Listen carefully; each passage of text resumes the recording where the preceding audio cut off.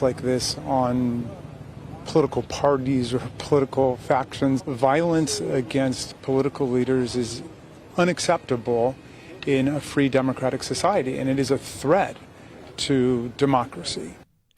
Recapping the top story, 3 men accused of criminal activity have been killed and set alight by community members of Wallerstein in Kraaifontein in Cape Town.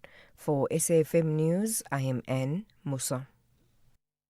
Keeping your family healthy this winter can feel like a daunting task. Try the Lung Shield range. It includes capsules to support healthy lungs and immunity, a syrup for kids that supports the immune system and promotes lung health, and an effervescent with 13 essential ingredients to optimize immune function. Put your family's health first this winter with the Lung Shield range. Available without a prescription at leading pharmacies. Lung Shield, prescribed by doctors, recommended by pharmacists.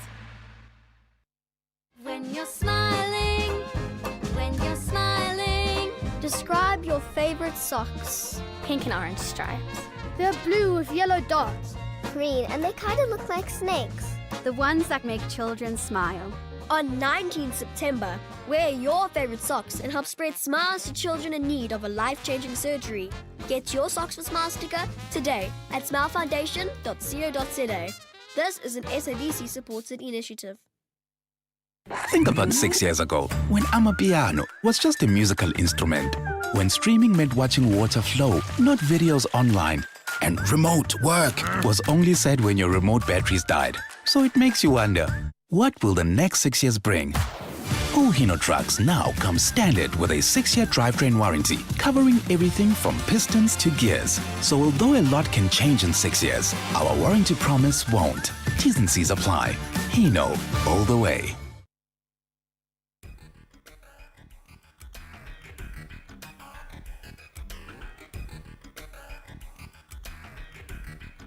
The Talking Point with Cathy Mohlahlana. Weekdays, 9 a.m. till midday.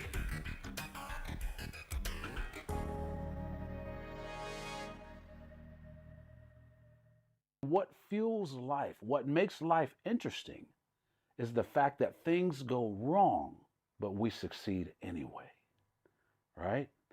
That's the fuel of life, is perseverance. I think that's really part of what it is to be human. So get through your failures, embrace them.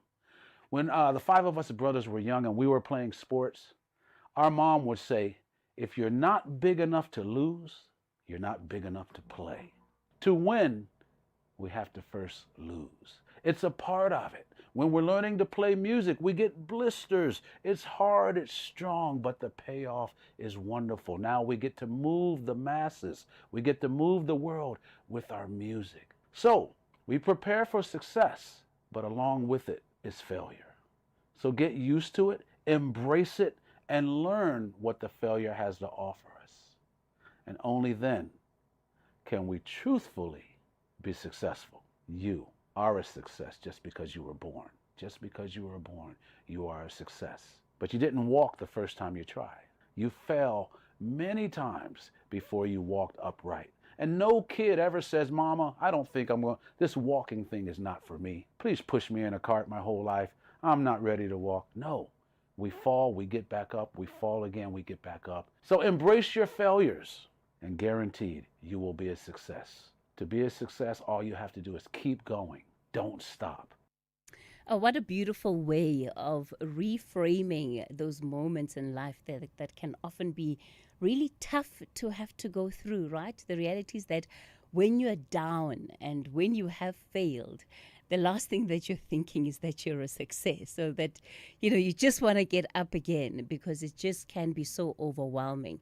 But looking at it as part of life's lessons, looking at it as part of the journey that leads you somewhere is certainly, I think, a more positive way of framing failure. It encourages one to say, look, okay, I can still do this. I can try again. It's worth another try. That is Lucas Lenzi, who is an American filmmaker, opening us up on the Talking Point this morning. It is 10 after 9 o'clock. A very good morning to all of you that have tuned into the show. My name is Cathy Mohlahlana, and I will be with you until midday as we lead conversations that move us. these weeks are biting the dust quite quickly. Hey, I don't know if I'm the one that has that feeling. It's already a Thursday. And yeah, before you know it, we are literally into the last quarter of the year. And I don't know whether that makes you excited or nervous. What's still on your list? What do you still need to get to before the year is up? So let's be mindful of the time and how quickly it's moving before this year comes to an end. All right, so we'll start off with the open line. I'll be taking your calls on the National Roundtable. The number to dial this morning, 086 000 2032. That's for our studio line, and on the WhatsApp voice note line, 0614 104 107. That's where you can send through your WhatsApp voice notes and your text messages. We'll start off, like I said, with the open line. And then coming up in the second hour of the show, it is a Thursday, so we'll be looking at Municipal Watch. And today, we're focusing on the Harrismith and Greater Harrismith area in the Free State. And this is around calls for residents. This is residents in Greater Harrismith and Castile who are now threatening legal action against the Municipal Demarcation Board. And this is around where they fall under. And the association with Maluti Apofung municipalities, and really needing clarity around the structure that involves them. You can imagine. We all know the challenges that Maluti Apofung municipality has been facing. These residents don't want, under any circumstances, to then have any of their services being delivered under Maluti Apofung. So we're going to be understanding what are the issues. We'll also hear from the Demarcation Board in as far as the processes that have been followed from their side. The CEO of the board, Manya Moraga, will be joining us, and then we'll hear from our reporter and, of course, community members who would be involved and concerned about this particular issue. So that's what you can expect for Municipal Watch. And in the final hour of the show, an interesting court case unfolding relating to the Johannesburg Zoo.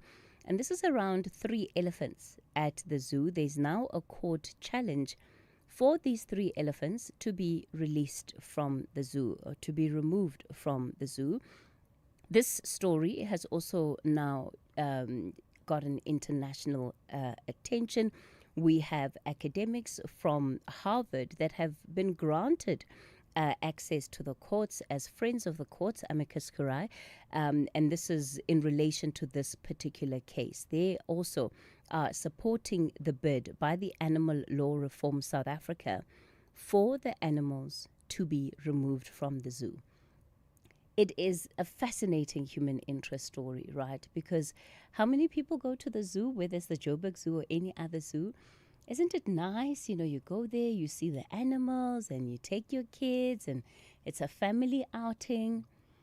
But the reality is that there are still these big ethical questions about how these animals are handled and what then becomes the appropriate environment for them to be in. Yes, it is much to our entertainment, our joy, you know, especially being in Africa. The Americans think elephants are walking around everywhere. So I guess having a zoo in the middle of the city, right, it almost affirms that sentiment that, yeah, you know, got elephants in the backyard.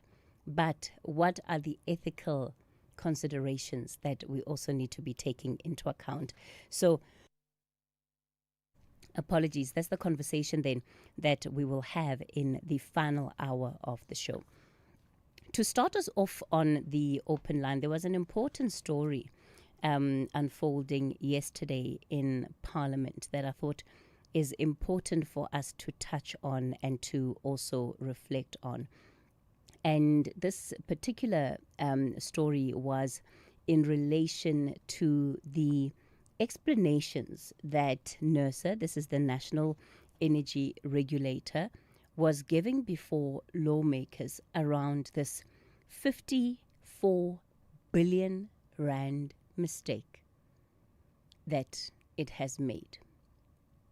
54 billion rand accounting error that you and I are now going to be paying for. So let's understand what has really happened here.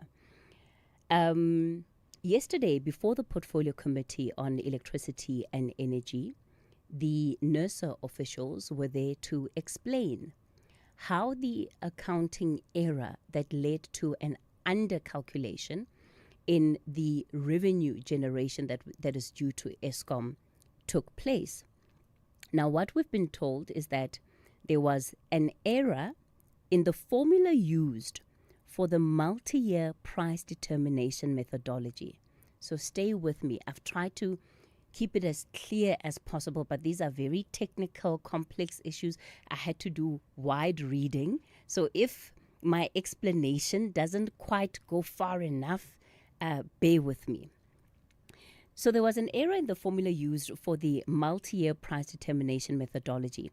This particular methodology is the one that allows Eskom to recover its costs and earn an income based on the return on its asset base, right? The outlook, the multi-year price determination, is over a 3-year period. So what was being calculated here was for the years 2025-26, 26-27, and 27-28.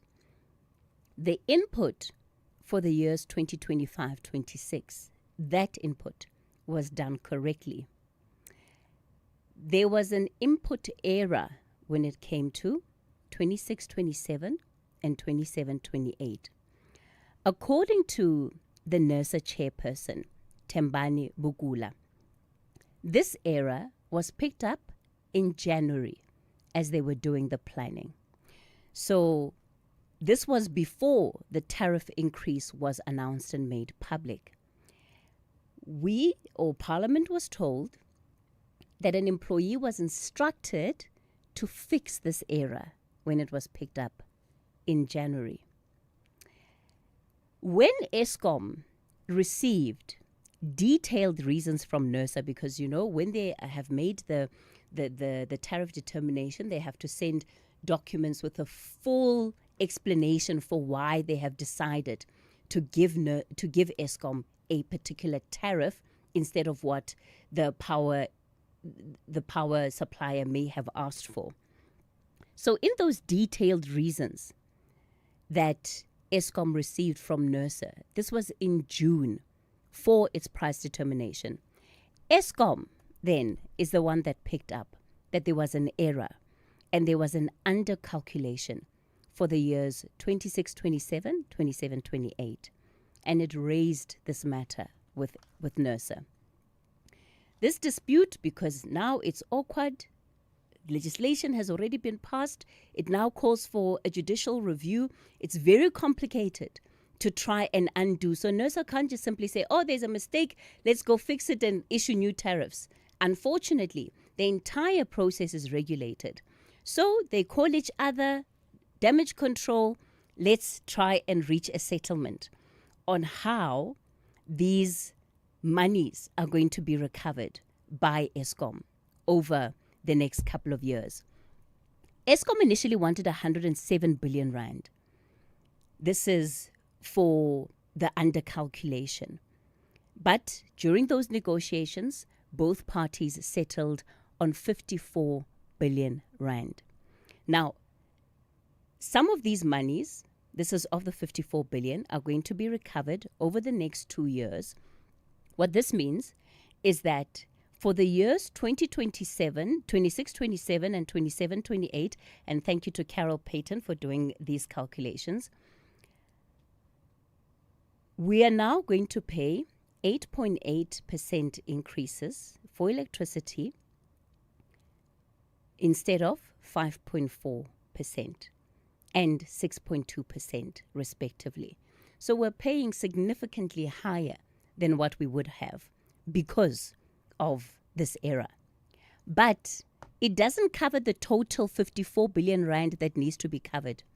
there's an 18 billion rand balance that is going to be taken forward into the future because it's simply too expensive to try and put that cost on consumers over the next 2 years. Now, the executive of NERSA explaining this before Parliament yesterday, they say, well, we have suspended a staff member. This is said staff member who was instructed in January to correct whatever they needed to correct but didn't. And now we're sitting with a 54 billion rand mistake. So we as the public now must believe that somebody who sits probably somewhere in management, but certainly not the highest level of management, that they were the ones who were supposed to fix the error, didn't fix the error, but nobody else that sits in these task teams, nobody else that's part of the working groups picked up on the fact that this mistake is still there.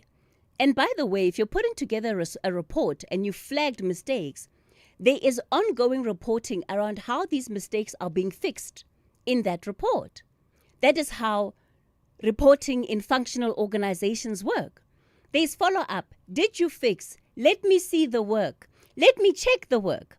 Is it correct? Yes, I approve. We can escalate it to the next level. The next level checks 54 billion rand mistake on report. Yes, 54 billion rand mistake has been corrected. Yes, escalate. We can now pass on to the third party, which is Eskom, to actually explain how they get the tariffs they did.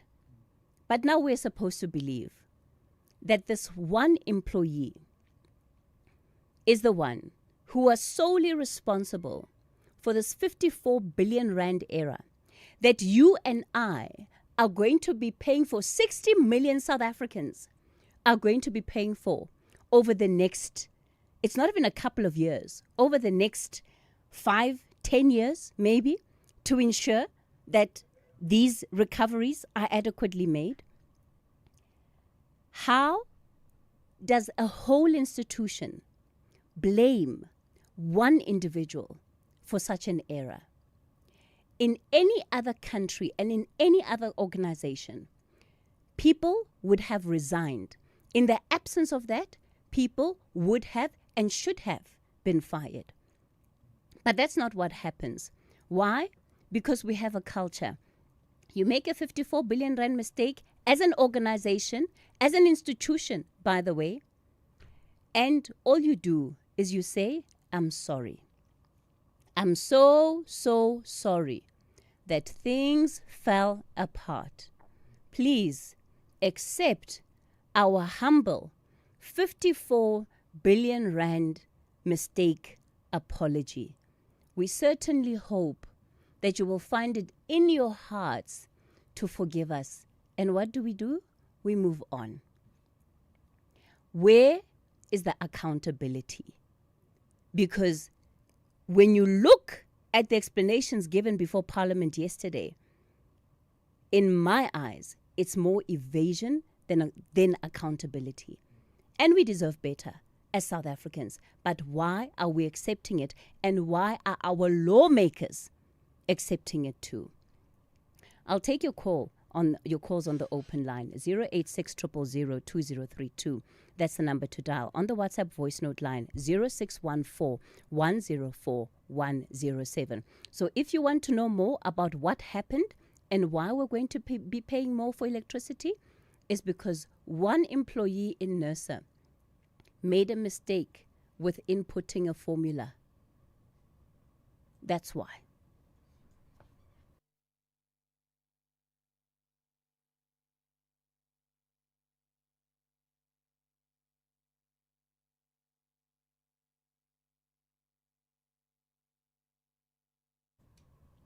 All right. Well, there was supposed to be a spot break, but there seems to be an issue. There seems to be an issue with the technology. Apologies for that. So let me go straight to the phone lines then. Let's see. Where do we start? We can start in Cape Town. Lukman or Lukman, good morning.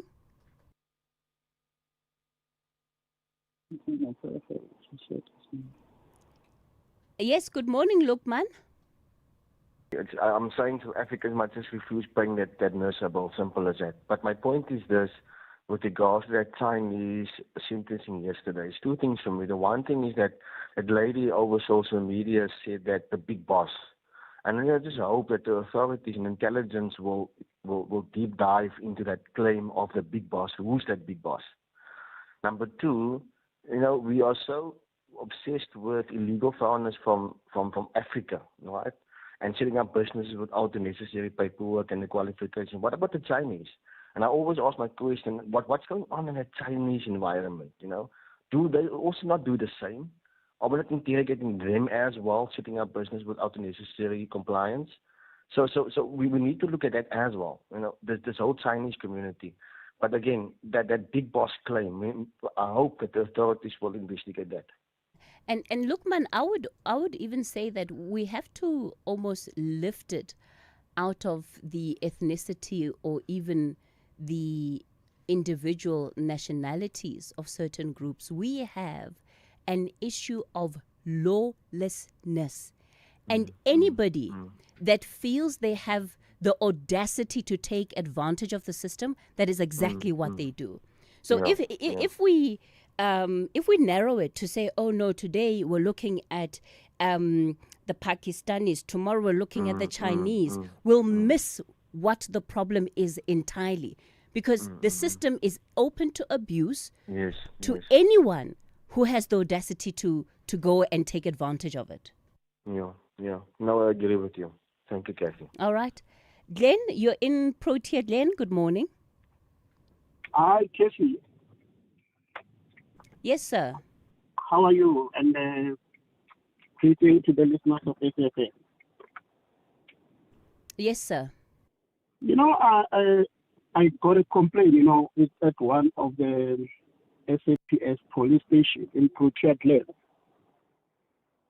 Protea got a main police station which is called Protea. It's based in Protea North. And we also have the centralized police station to accommodate the area due to the area is very huge. If some, they know Protea. Last week, I go to Protea to go and certify, to do an ID certified. The answer that I get from the police, from the SAPS member, they told me that the stamp is broken.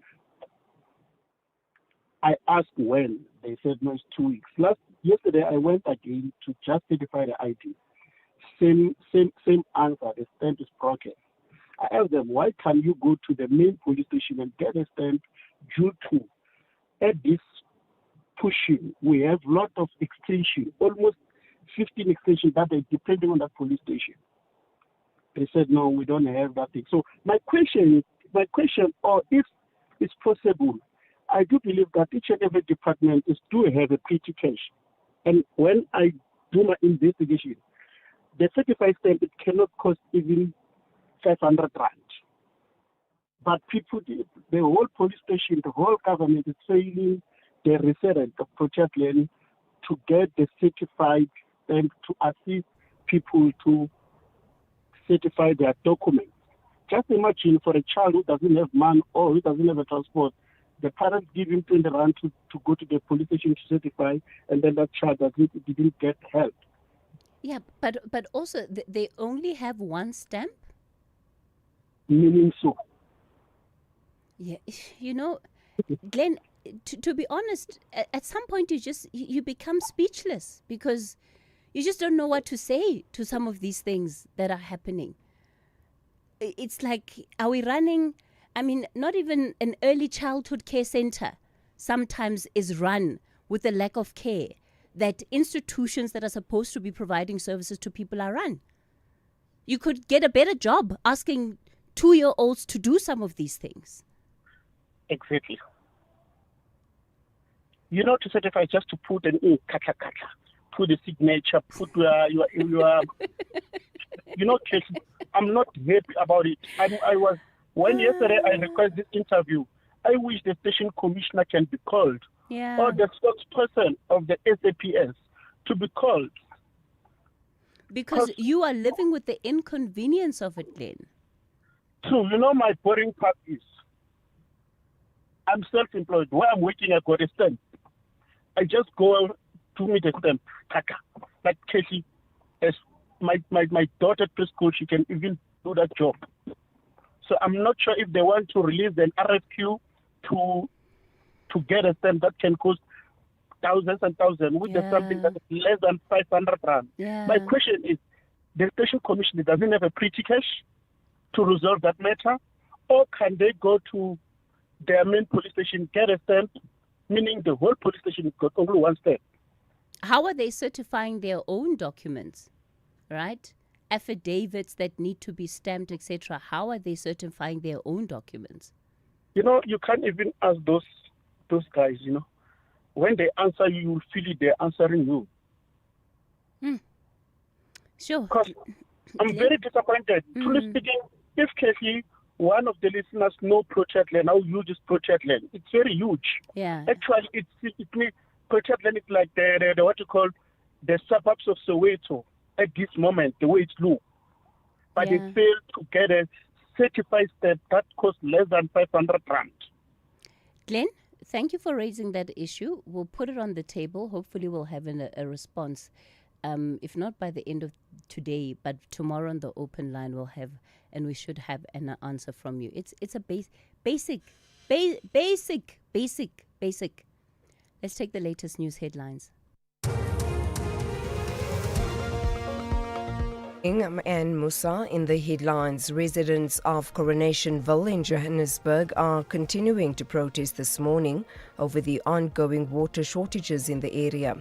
They are demanding a reliable water supply after nearly a week without any running taps. 3 men accused of criminal activity have been killed and set alight by community members of Wallerstein in Kraaifontein in Cape Town. Police spokesperson Andre Trout says the community killed the 3 victims believed to be in their 30s last night. And one of Brazil's Supreme Court judges has voted to acquit the former president, Jair Bolsonaro, of all charges at his coup plot trial.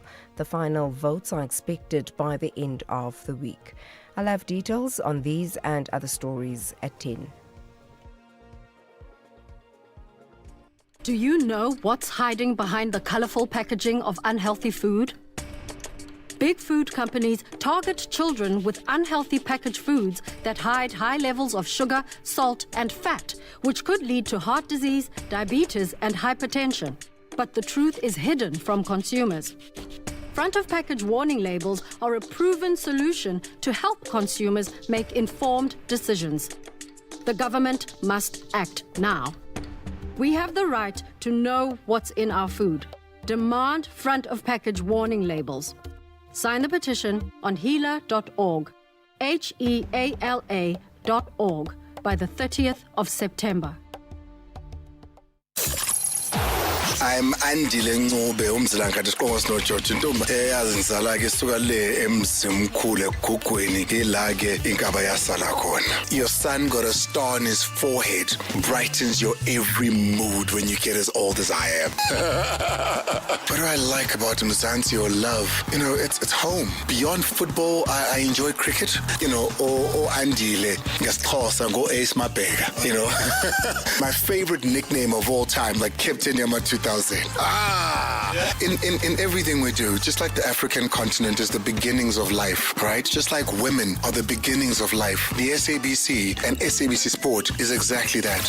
Catch Andile, Captain Yama 2000 Ncube on match days, live on Latuma. Proudly brought to you by SABC Sport. For the love of the game. SAFM music, crafted to make you feel real good.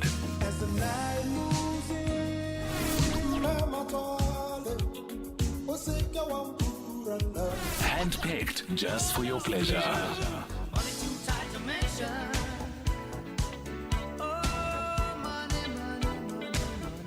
Classics sounding so good, only on SAFM. The Talking Point with Cathy Mohlahlana. Weekdays, 9 a.m. till midday. All right, we continue the conversation on the talking point. It is the open line, your national roundtable. I'm taking your calls on 086 000 2032. Remember, everybody has a seat on the WhatsApp voice note line, 0614 104 107. Let me go to Vincent. You're in Centurion. Good morning, Vincent.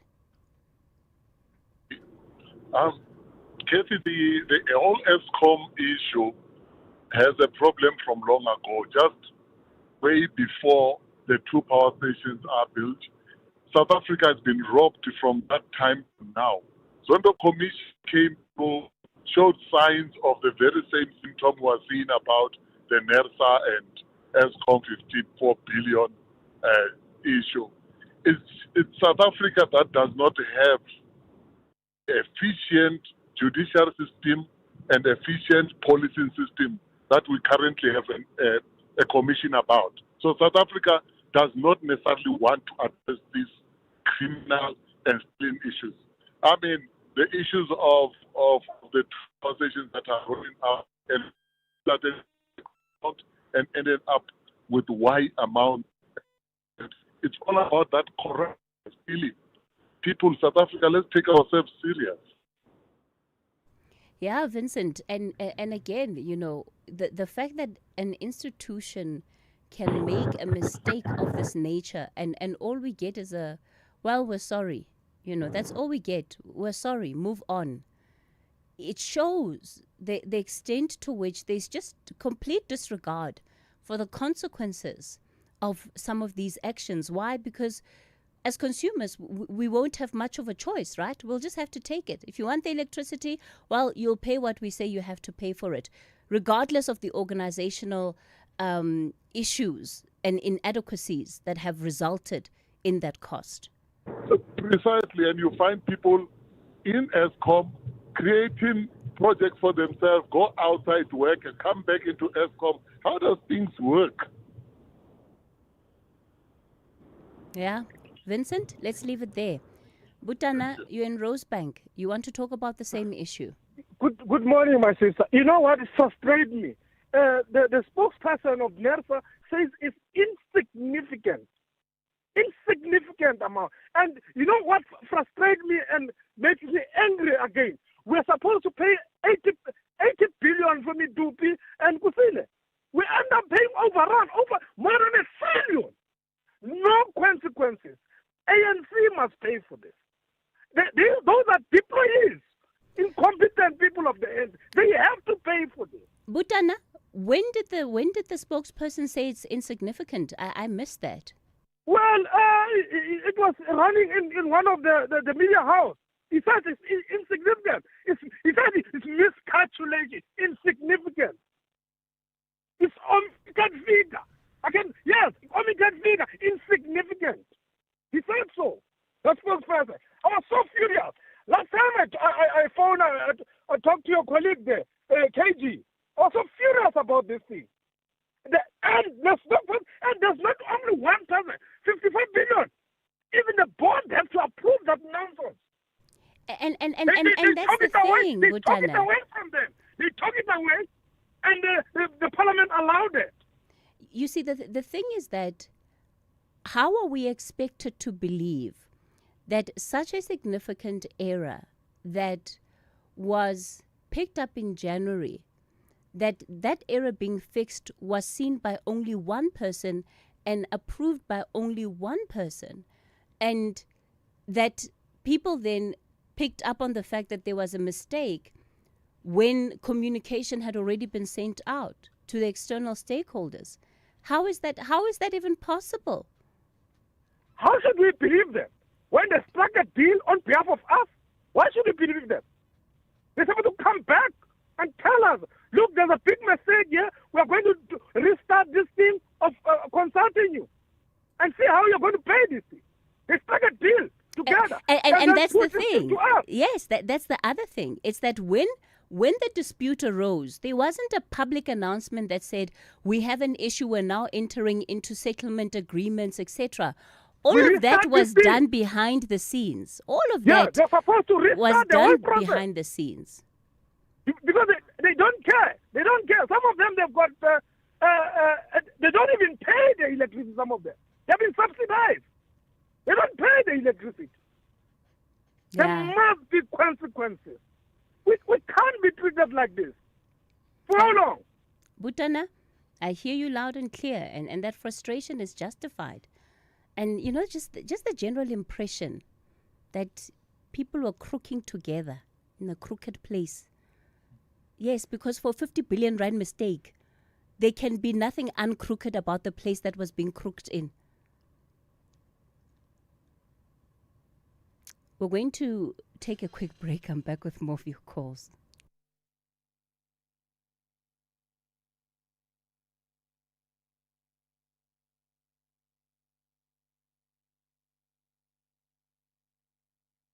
If you think you cannot afford a lawyer, think again. Clientele Legal has made professional legal services affordable for you. Whether it's a civil, criminal, or labor-related matter, we have a nationwide panel of attorneys standing by to assist you. SMS SAFM to 32195. That's SAFM to 32195 and we'll call you back. Clientele General is a licensed non-life insurer and an authorized FSP. Standard rates and terms and conditions apply. EFC's heavyweight title fight is live this Thursday. Elvis Moyo, the legend, a name whispered in the halls of greatness. Elvis is the heavyweight champion of the EFC. Now stands on the edge of his greatest enemy, Mutunga Jikasa. Triple H enters the hex with a score to settle. Now redemption is on the line. EFC is live this Thursday from the World Sports Betting Arena. Watch it on SABC Sport Channel on DTT Channel 4 from 7 p.m. Brought to you by SABC Sport.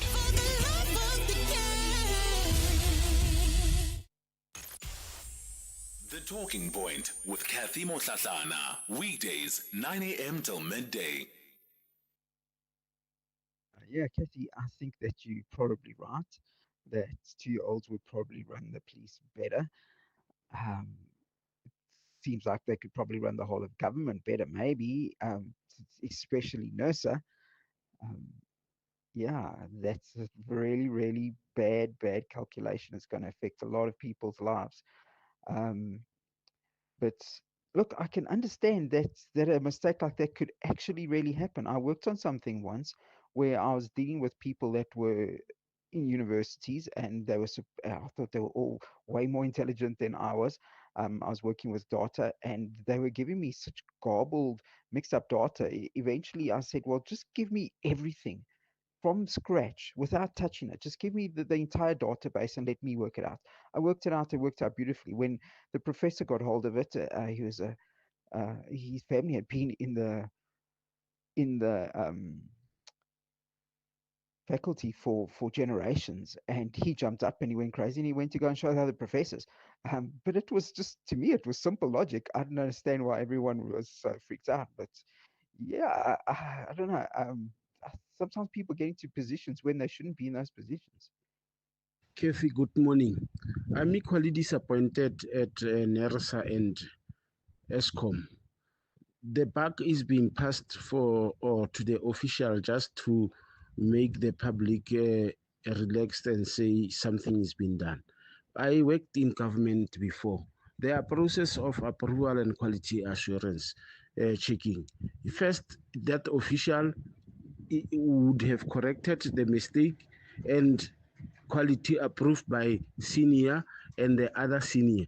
Now, to say the official is being suspended, it's far-fetched. I think something must be done, and they are trying to blindfold us to say the official is wrong and they have corrected mistake. Leviticus from Mafikeng. Thank you. Hello, Kathy.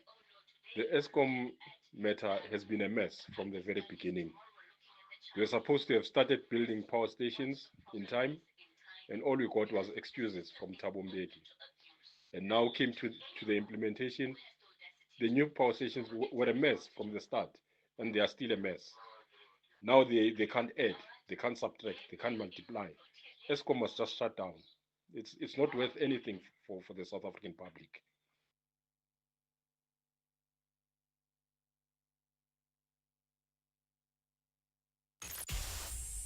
The Talking Point with Cathy Mohlahlana. Weekdays, 9 a.m. till midday. All right, those were just some of the WhatsApp voice notes you've been sending through on this issue. Let me go to Wonga in Matatiele. Good morning, Wonga. Good morning, Cathy, and then good morning to SFM listeners. Cathy, Yes, we've got a problem in Matatiele Taylor Bequest Hospital. There's an allocation of 7 ambulances, but only one is functioning. So last night, around about 2 a.m., let me say this morning, someone was sick in my village, and then we couldn't get an ambulance. And then I was told that when I was phoning there, the ambulance has to send someone, which is a patient, to Amtata. It went twice yesterday. So between Matatiele and Amtata, I think the distance is about 235 kilometers to, and then 235 kilometers back, which is almost 500 and something. The unfortunate part, the person I spoke to, whom I'm not going to spill the name of him, he said those ambulances, 6 of them have been broken, and then the Department of Health in Eastern Cape does not authorize for these ambulances to be fixed. Remember, the villages here are 288. So it's a very, very, very bad situation. But under the Eastern Cape government, we always accept and expect a similar situation of this nature, whereby the poor service is what they deliver best, more than what they should deliver in terms of the actual service. So I wish you could call on upon the MEC of Health here in the Eastern Cape to tell us when are these ambulances going to be fixed. And Wonga, just to be clear, these 7 ambulances in total, right? Are they for one hospital, or are they are for just for an one entire? hospital, yes. Okay, all right. Which is Matatiele Taylor Bequest Hospital. But the 6 of them is broken, and then there's only one ambulance that is functioning. Yeah. So the person that needed help, he has to hire a car out of nothing, which is from where I stay to hire a car to Matatiele Hospital is about 1,000 rand in the evening, in the morning, at night. Yeah, but the other issue then also becomes about, please don't have an emergency, because if you do, we are unable to help you, right? Exactly. Just whatever you can do, just try not to die. Just get yourself to the hospital, because if we have to come and fetch you, chances are that you might lose your life in the process. Exactly. Yeah. Okay. All right, Wonga. It's a very terrible situation. Yeah. Thanks for raising it. And again, it's the incompetence. If one car breaks down, why is it not fixed? Why must we wait for all 6 ambulances to break down? And then you have one ambulance that is being overstretched. So very soon, that's going to break down too. And now we have no ambulances. And people look like they're the ones being dramatic when they tell stories of the lack of service or adequate service that they're receiving. We just need a rethink. We need a rethink of whether this is the state of affairs that are tenable for us as a society. How much longer can we continue with this as the status quo? David, you're in the Northwest. Good morning. Hello, how are you? Okay. Good, David. Go for it. Yeah, I want to just talk about the gap in between our colleges and universities, and where else people that are studying there, they're still going to work in the very same workplace, but the learning outcomes they are not the same. Like, I do not understand the reason why, for example, the bodies like EXA, as you want to register as a professional technician, for example, at university students, they're looking for 2 years, for example, and the college students, they're looking for 6 years experience. And the very same people, they're still going to work in the same working environment. And as well as the nated syllabus. I'm a college product, and now I'm just a technician, but to register with EXA, I have to take some years and years for me to register with EXA, and that shows how the gap in between the university and the colleges. And the very same government is the government that would want, for example, engineers, and they're unable to produce the very same engineers coming from their own colleges, but they're relying on engineers that are coming from the universities. That is my concern, number one. Number two, if you can take most of the students coming from the colleges, in terms of computer, a knowledge of a computer, they do not have. That shows how the gap is going to be in the workplace in terms of the usage of the computer system. At the college, later students we're not doing computer. At the university, they're doing computer every time there. Everything is computerized. But at the college, we do not have that. And when we go to the workplaces, there is too much gap in terms of who knows what. Absolutely, David. And it sets the individuals back so much further than they would have. You see, we've got to correct things, almost at the root. And if you're talking about colleges, your TVET colleges, we have to deal with the issue of the quality of output that industry has been complaining about for years. Because in the absence of dealing with those issues, then we have what David is describing. That when now the opportunity to enter the workplace comes in, it's just that much harder for somebody who's gone to college than it will be for somebody who's gone to university. But acknowledge the problem as what it is and fix it. It doesn't help to live in denial of the fact that this is what is happening and insist on a reality that doesn't exist. We're just making life that much harder for people like David. And David, I think you're so fair in what you're saying, and that feedback that you're giving is in line with what industry has been saying for years. Colleges are producing so many young people, but often it is the quality that they have an issue with. And it's young people that end up paying for that, right? By way of their lives, by way of their opportunities, because you're sitting with a qualification, but what can it do for you? What are the doors that it truly opens up for you? Robert, you're in Germiston. Good morning. Good morning, Sister Kate. I want to know about the service delivery, because here in Germiston, they ban the Home Affairs. So, and then we don't have a labor department. They remove away from Germiston to Bosbeck. Also, the SARS. There's no SARS in Bosbeck. They remove to Dunsford. I want to know what happened to municipality to remove the service delivery in Germiston to near people and put it away far away. Why was the Home Affairs burnt down? Come again? Why was the Home Affairs burnt down?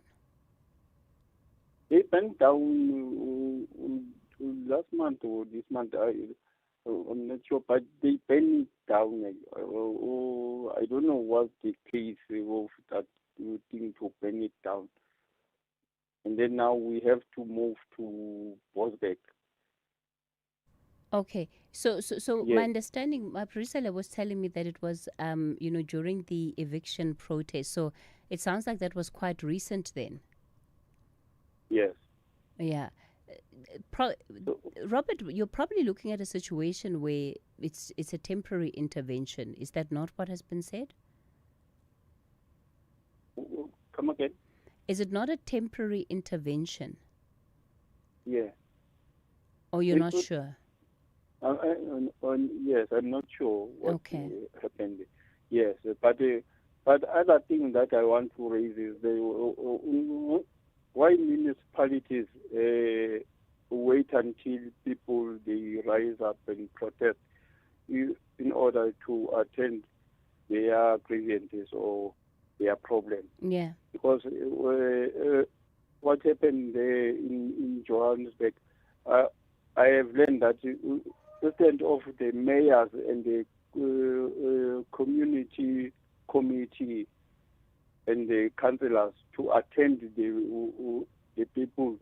They just send the police to fight with the people. Okay. Robert, Yeah. thanks for that contribution. Robert out in Germiston. Yeah, you might find that the Home Affairs Office is temporarily moved while they still work to restore and repair, given how recent those protests were. I'm going to take a quick break and I'm back with our remaining callers on the other side of this. The Toffees are hunting for third victory in the early days of the league to maintain the position in the top half. Chance for Everton, Beto, and Dye! 2-1! Everton are back in front!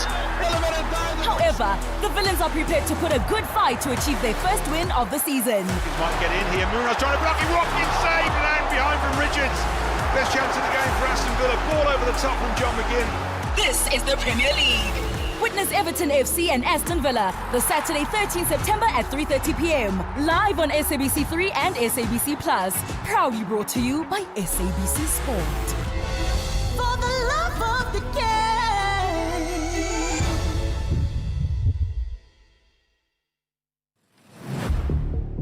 Gender-based violence is destroying lives and tearing communities apart.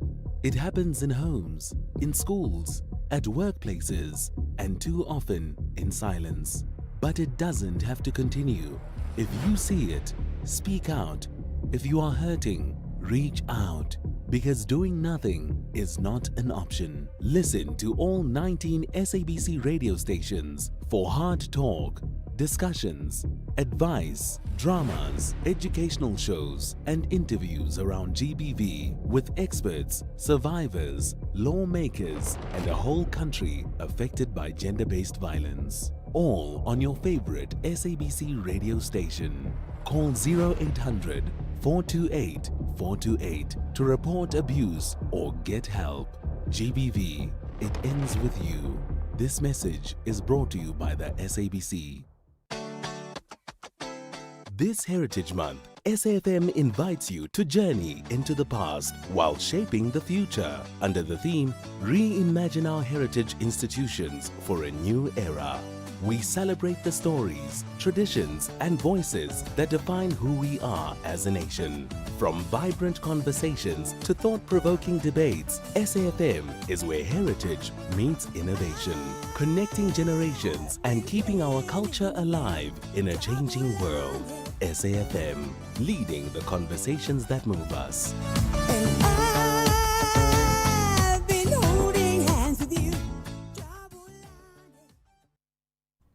The SABC is proud to partner with Africa's biggest marketing conference, the Nedbank IMC.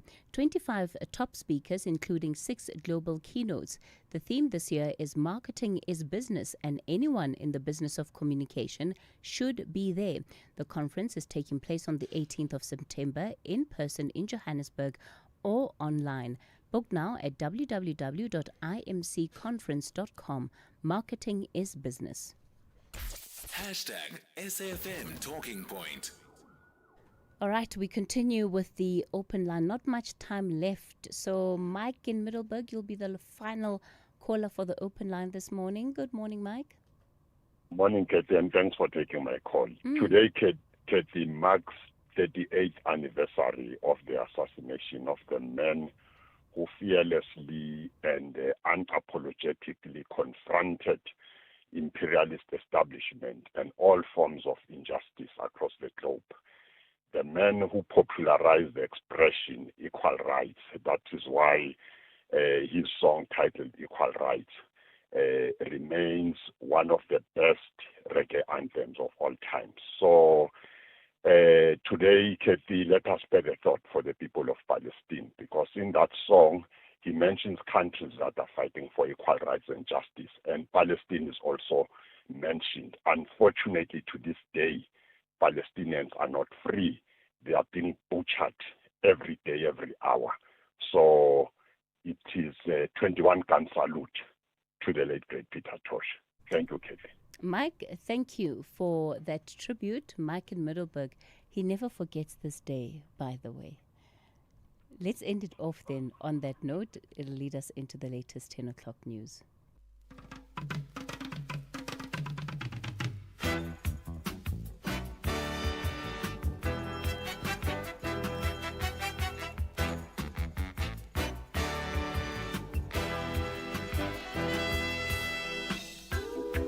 I see Johnny with his head hanging down, wondering how many shillings left in that pound. Cost of living, it is rising so high. Dollars see that had heart attack and died. Bills and budgets are waiting. Yeah.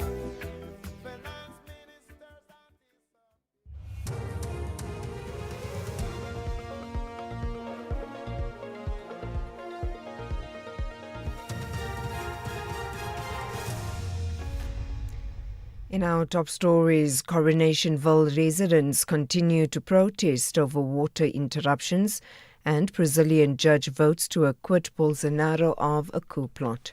Good morning. Residents of Coronationville in Johannesburg are continuing to protest over the ongoing water shortages in the area. They are demanding a reliable water supply after nearly a week without any running taps. The community has vowed to persist in their demonstrations until the Johannesburg Mayor Dada Morero visits them to address their concerns. Yesterday, police responded to the protests by using rubber bullets to disperse the crowd as tensions escalated. This resident expressed frustration over the police's presence in the area.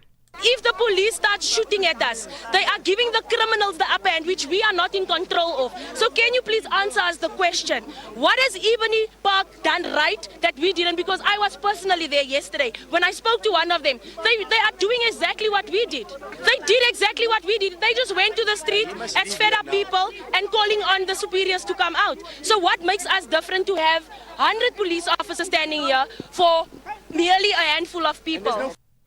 A group of residents from the Majabeng local municipality in the Free State are picketing outside the municipality's headquarters in Welkom. Leader of Majabeng Concerned Residents, Babalo Nhlapo, says they are demonstrating to highlight poor service delivery, dilapidated infrastructure and unfinished projects in the municipality. Palisa Machane reports. Police have been deployed to monitor the situation outside the Majabeng Municipal Building. This while a group of residents continue to picket. They claim that councillors are demanding sexual favours in exchange for employing women.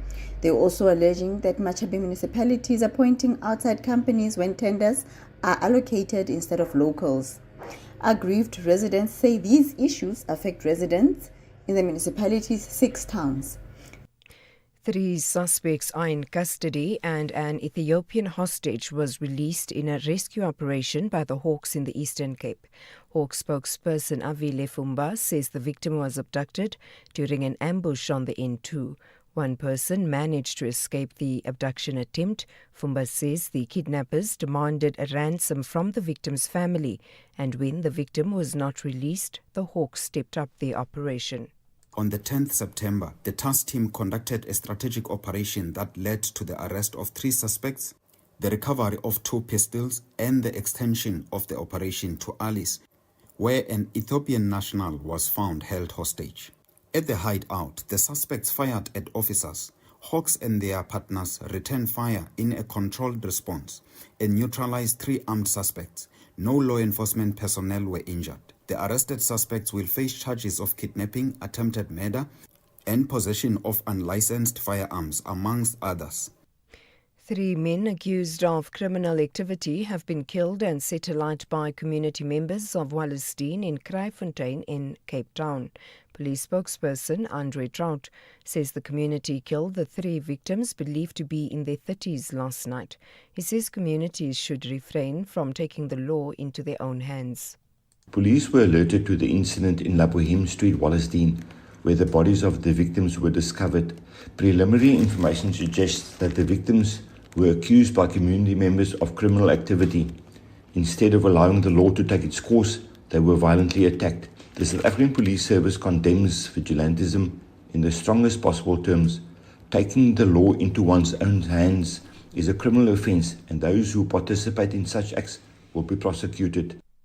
And finally, one of Brazil's Supreme Court judges has voted to acquit the former president, Jair Bolsonaro, of all charges at his coup plot trial.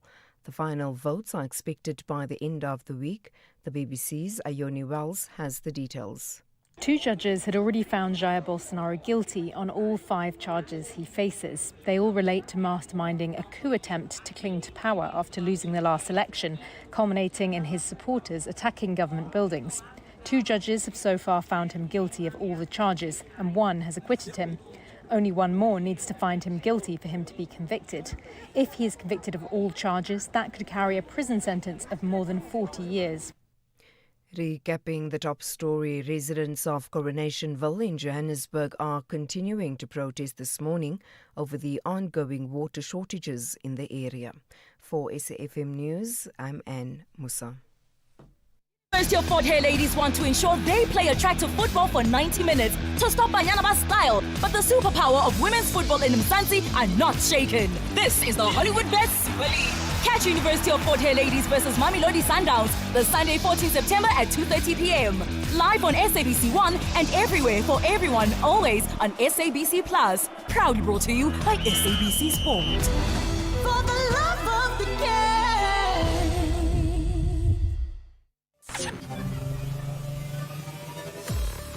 Hi, I'm Zycard. Catch me every Saturday from 7 to 9 p.m. on Spotlight as we bring you blow-by-blow sporting action, news. That's Spotlight every Saturday. You don't want to miss it.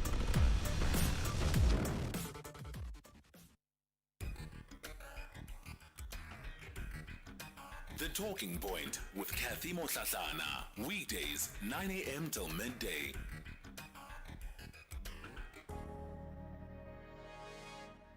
It's 7 after 10 o'clock. Welcome to the second hour of the show. Coming up in this hour, it is a Thursday, so we'll be getting into Municipal Watch. And for today, we're looking at the greater Harrismith and Kestal areas, and it's around the demarcation of those municipalities and falling under Maluti Apofu. We're going to be unpacking this matter. Residents have now been threatening to take the demarcation board to court over this issue. Before we get into it, let's take some of your voice notes from the open line. Good morning, Cathy, SAFM listeners and all the producers. Cathy, you are asking accountability from who? We already know exactly how our countrymen operate, how our government operate.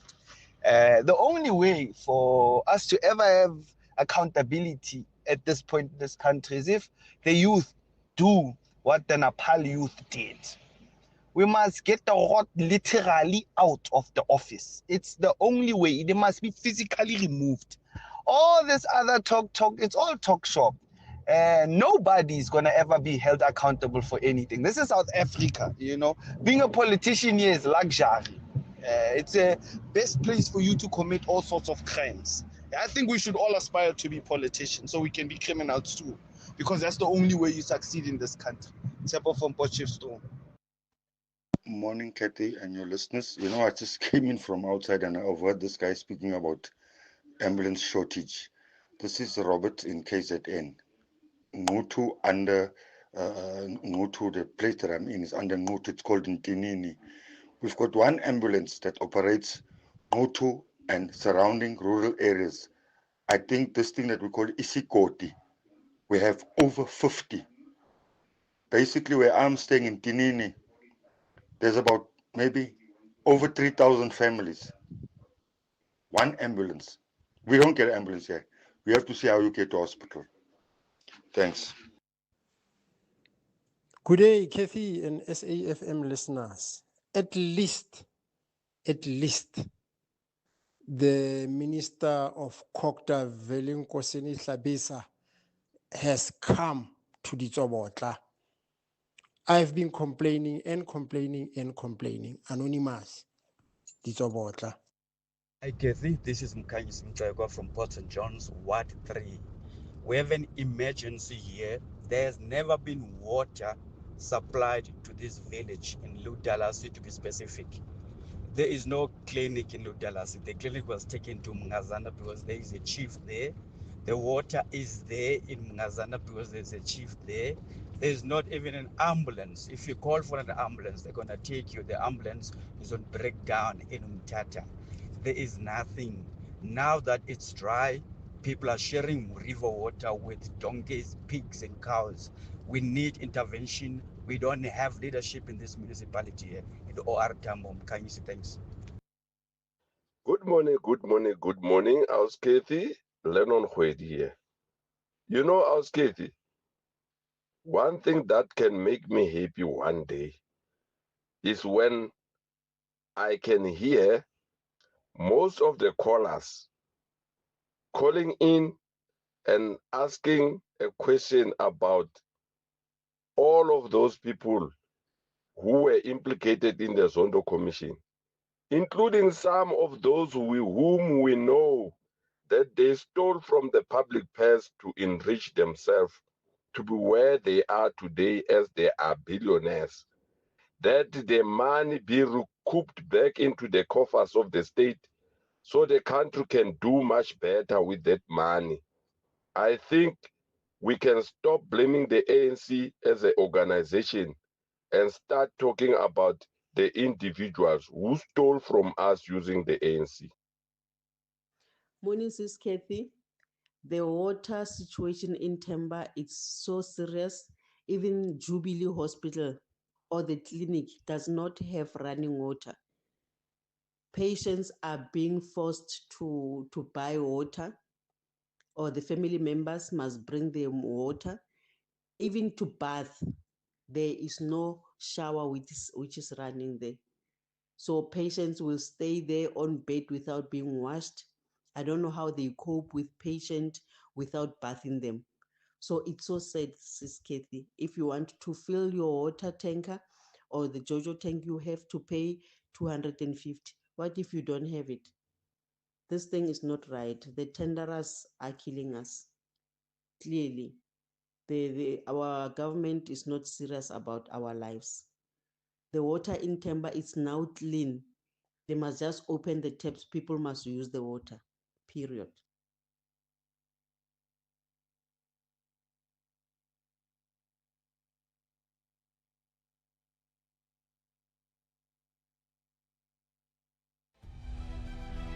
Municipal Watch, bringing your local issues on the national agenda. SAFM, leading the conversations that move us. All right, so just in a moment then we're going to be getting into our Municipal Watch feature, taking at the look at the latest coming out of the greater Harrismith areas, and this is around residents calling for a process of redetermining the boundaries of the Malodi Apofung local municipality. University of Fort Hare ladies want to ensure they play attractive football for 90 minutes to stop Banyanaba's style. But the superpower of women's football in Mzansi are not shaken. This is the Hollywood Best Super League. Catch University of Fort Hare ladies versus Mamelodi Sundowns the Sunday 14 September at 2:30 p.m. Live on SABC 1 and everywhere for everyone, always on SABC Plus. Proudly brought to you by SABC Sport. For the love of the game.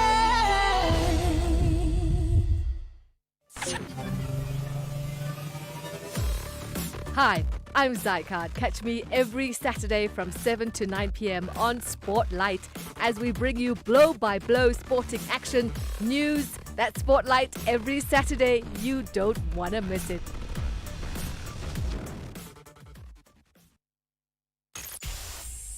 The Talking Point with Cathy Mohlahlana. Weekdays, 9 a.m. till midday. All right, we head to the Free State now. This is where we find residents of Greater Harrismith and also Castel areas that are threatening legal action after the Demarcation Board refused to grant them permission to be removed from under the struggling Maluti Apofung municipality. Now, residents say that they're not getting clear answers from the demarcation board. The Free State MEC for Kokta, Cathy Mohlahlana, reportedly made an announcement during a meeting with the board and Salga in July this year, saying that 3 municipalities would be set up in the province, which include Harrismith. For more clarity on what the state of affairs is currently, but also the bid made by residents to the demarcation board, we're joined by Councillor Leona Kleinhans. She's a community member and DA councillor. Good morning. Good morning, Cathy, and good morning to your listeners.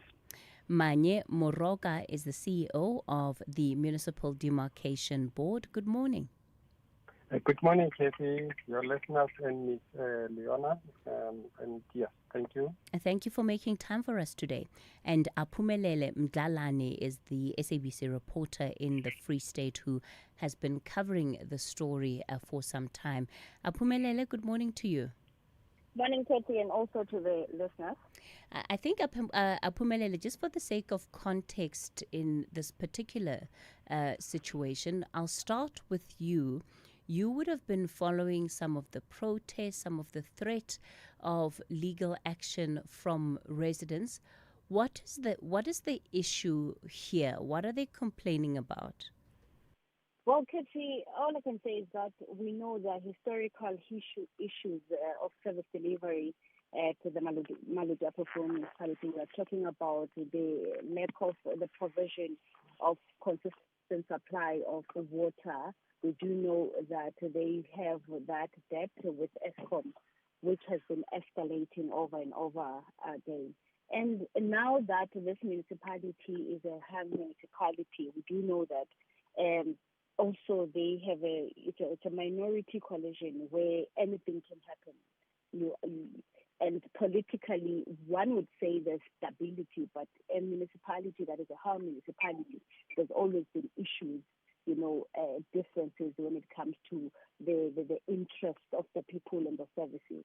Now, these people from Harrismith, they are saying that they don't want to be part of the problem that has been persistent of the Maluti Apofung municipality. We do know that also the issue of investor confidence, has been lacking. Harrismith has a small economic zone where they do say that these residents, they are, they are better off without Maluti Apofung because they, when it comes to the economic activity, and we know that they are having those national roads. It's a busy stretch of N3 and N5, and they're actually saying that they do not benefit any kind of services rendered in Maluti Apofung municipality. And we've seen that with a series of protests dating back from 10 years ago, where they would be closing, those national roads, saying that they want even the president to come and answer to their cry. So what they want today, and also this legal action that, of course, is looming, it's because they are saying that they've been trying by all means to make consultations with all relevant authorities, but to date, their demands are not being heard. What they want is that they want to be independent. They saying Maluti Apofung municipality has failed them on numerous occasions, and they are saying they are ready come elections, to fight independently without being part of this hung municipality. Thank you, Aphumelele, for that breakdown. Let me come then to the CEO of the Municipal Demarcation Board.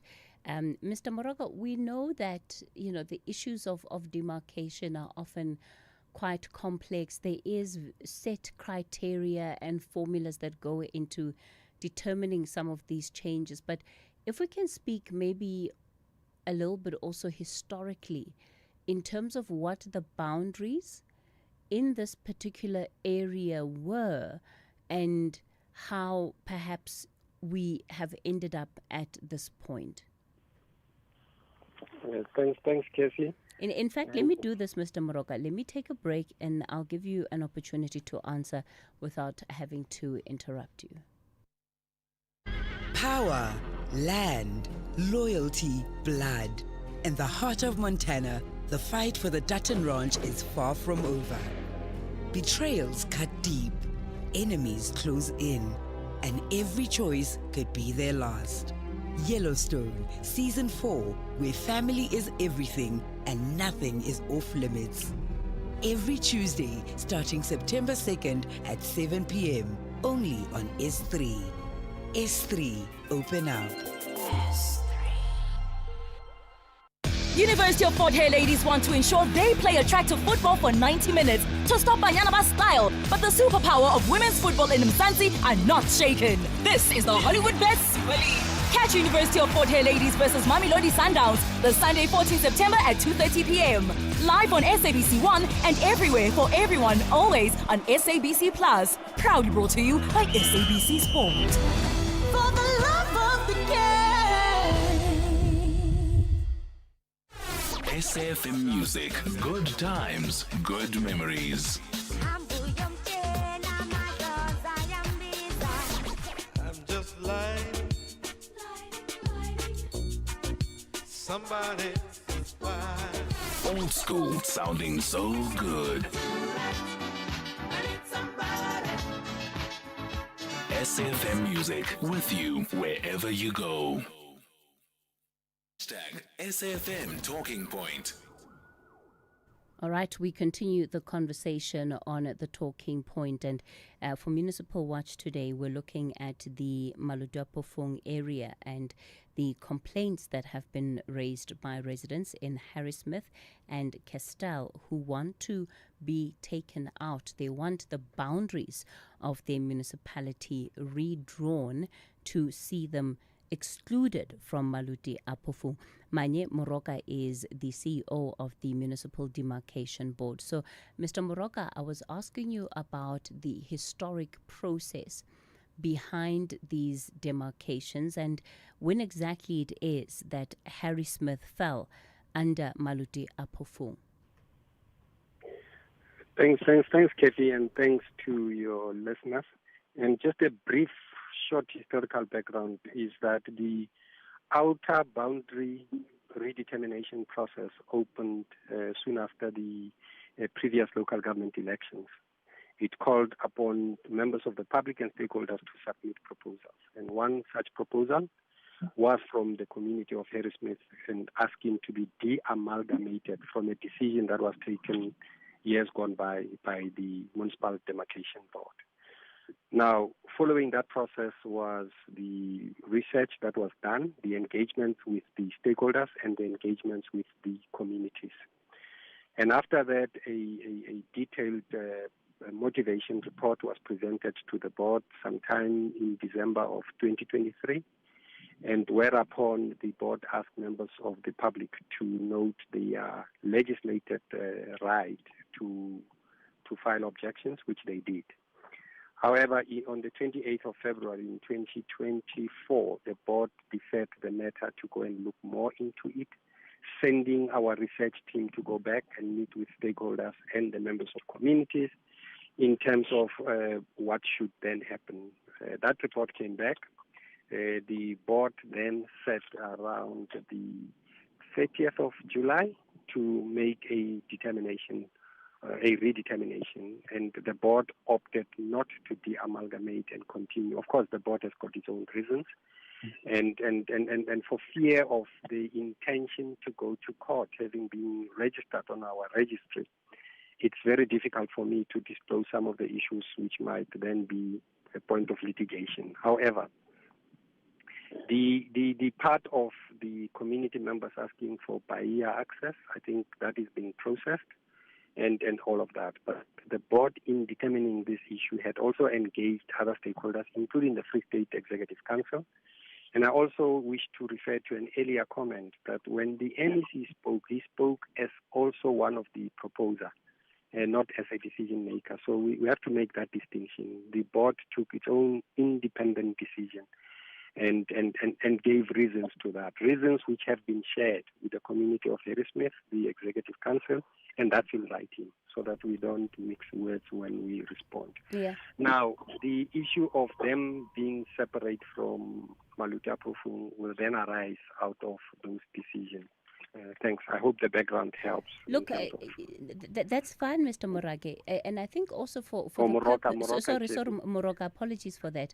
So for the purposes of also all of us somewhat being given insight into how the process works, I want to take you back to the events post the last local government election, which is when you say the process was initiated.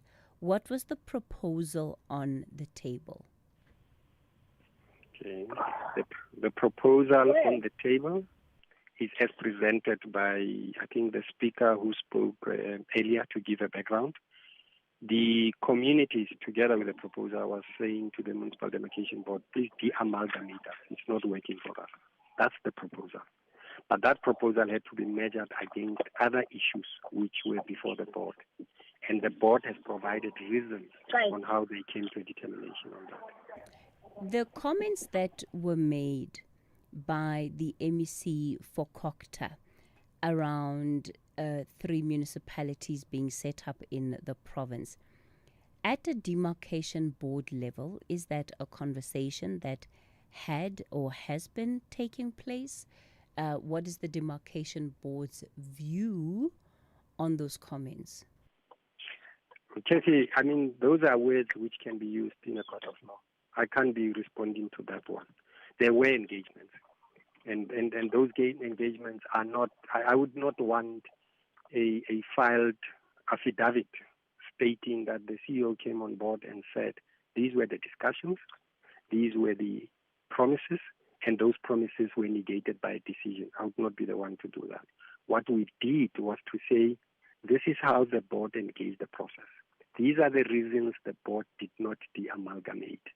And that aspect is in writing, and it is with the complainant. So maybe, sorry, Mr. Moroka, for the purposes of this conversation, remember, part of why we've asked you to come on is to help give clarity to what the thinking is from the demarcation board, and also to give clarity and understanding for why it is that you have rejected this request for the de-amalgamation. So I understand what you're saying in as far as not wanting to say anything that will compromise the court process underway. But this is not asking about the court case. I'm asking you a very simple question about these comments around 3 municipalities. As far as you know, because ultimately this is a responsibility that rests with you, what were the official conversations, if any, that took place with regard to such a conversation? Yeah. Cathy, remember, I'm the technical head of the institution, so I have to provide a technical response. The consideration on those engagements came into the decision of the board, not to de-amalgamate Harrismith. That's the conversation. As to what happened in terms of as the engagements were happening, leading into informed decision by an independent municipal demarcation board, which I'm not. The board took its own decision. Now that decision can be reviewed by a court of law, and that intention has already been noted. So you have to understand that part. So there is also another process of them having asked access to all documents, minutes, everything, in order to be able to be more informed. Now, there's also a judgment case in KZN where the MDB noted an appeal against. But in that judgment, it said the board did not listen to the motivations by the community, and as such, the board acted irrational. But the board is going to give its own explanation. That is why I cannot come back on air and then say, this is what the MDB discussed with MEC for Kokta in the Free State, with the mayor in Harrismith, with the mayor in MEP, and so forth and so forth. Because that articulation from the CEO of the Demarcation Board will land in the founding affidavit of the litigants when they go to court. They've already indicated that they're asking for a review. What I can tell you, though, is that the reasons on how the board came to a determination are there. Yeah, And look, why the board did not de-amalgamate. and, Those are there. and I think, Mr. Moroka, that is precisely what we are looking for, right? Because there has to be that level of transparency around what is going into certain processes, what is informing the decisions that are being made. And these are all very basic questions that I've been asking you about what has been happening. And I'm afraid so far the sense that I'm getting is that you are more concerned about the pending court action than you are with just providing, I think, what would be very clear answers to really very basic questions. I don't think that there's any trick up anyone's sleeves in as far as what the answers to these questions might be. So please do take them in the spirit in which they're being asked. Otherwise, we're going to be talking in circles for the next hour, and it really does nothing to help to bring the clarity to the community and to the listeners who are tuned in and interested in also knowing what has gone into this process. We're going to continue this conversation shortly. It's now 10:30. We'll take the latest news headlines.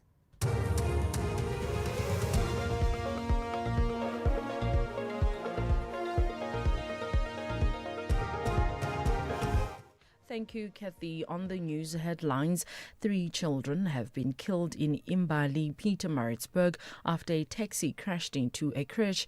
11 others have been injured, 2 of whom are in a critical condition. It's believed the driver of the taxi lost control before it veered off the road and crashed into the crash. The victims are aged between 9 and 11 years. The Constitutional Court has ruled that men can now assume their wife's surname. The highest court in the land has confirmed that Section 26(1)(a) to C of the Births and Deaths Registration Act is unconstitutional, as it unfairly discriminates on the basis of gender because it fails to afford men the right to assume the surname of women after marriage. And residents of Coronationville in Johannesburg are continuing to protest this morning over the ongoing water shortages in the area. They are demanding a reliable water supply after nearly a week without any running taps. A full update follows at the top of the hour. Taking a look at your markets this morning, the rand is currently trading at 17 rand 54 to the dollar, 23 rand 69 to the pound, and 20 rand 49 to the euro. Markets in Asia were mixed at the closing bell. The JSE mainly lower in mid-morning trade. Markets in Europe are mainly higher at this hour. Gold is trading at $3,630, platinum $1,377 per ounce. The price of Brent crude oil is at $67.37 a barrel. Hi, I'm Khomotso KG Mweketi, and I believe in music's ability to connect, to heal, to remind, and to bring joy. And each week on my Saturday and Sunday show Seasons, right here on SAFM 104 to 107 nationwide, I endeavor to do just that. So join the movement of Seasons every Saturday and Sunday, 10 a.m. to 1 p.m. It's addictive. You might invite a friend. Seasons, only on SAFM 104 to 107 nationwide, with me, KG Mwekezi. Municipal Watch, bringing your local issues on the national agenda. SAFM, leading the conversations that move us.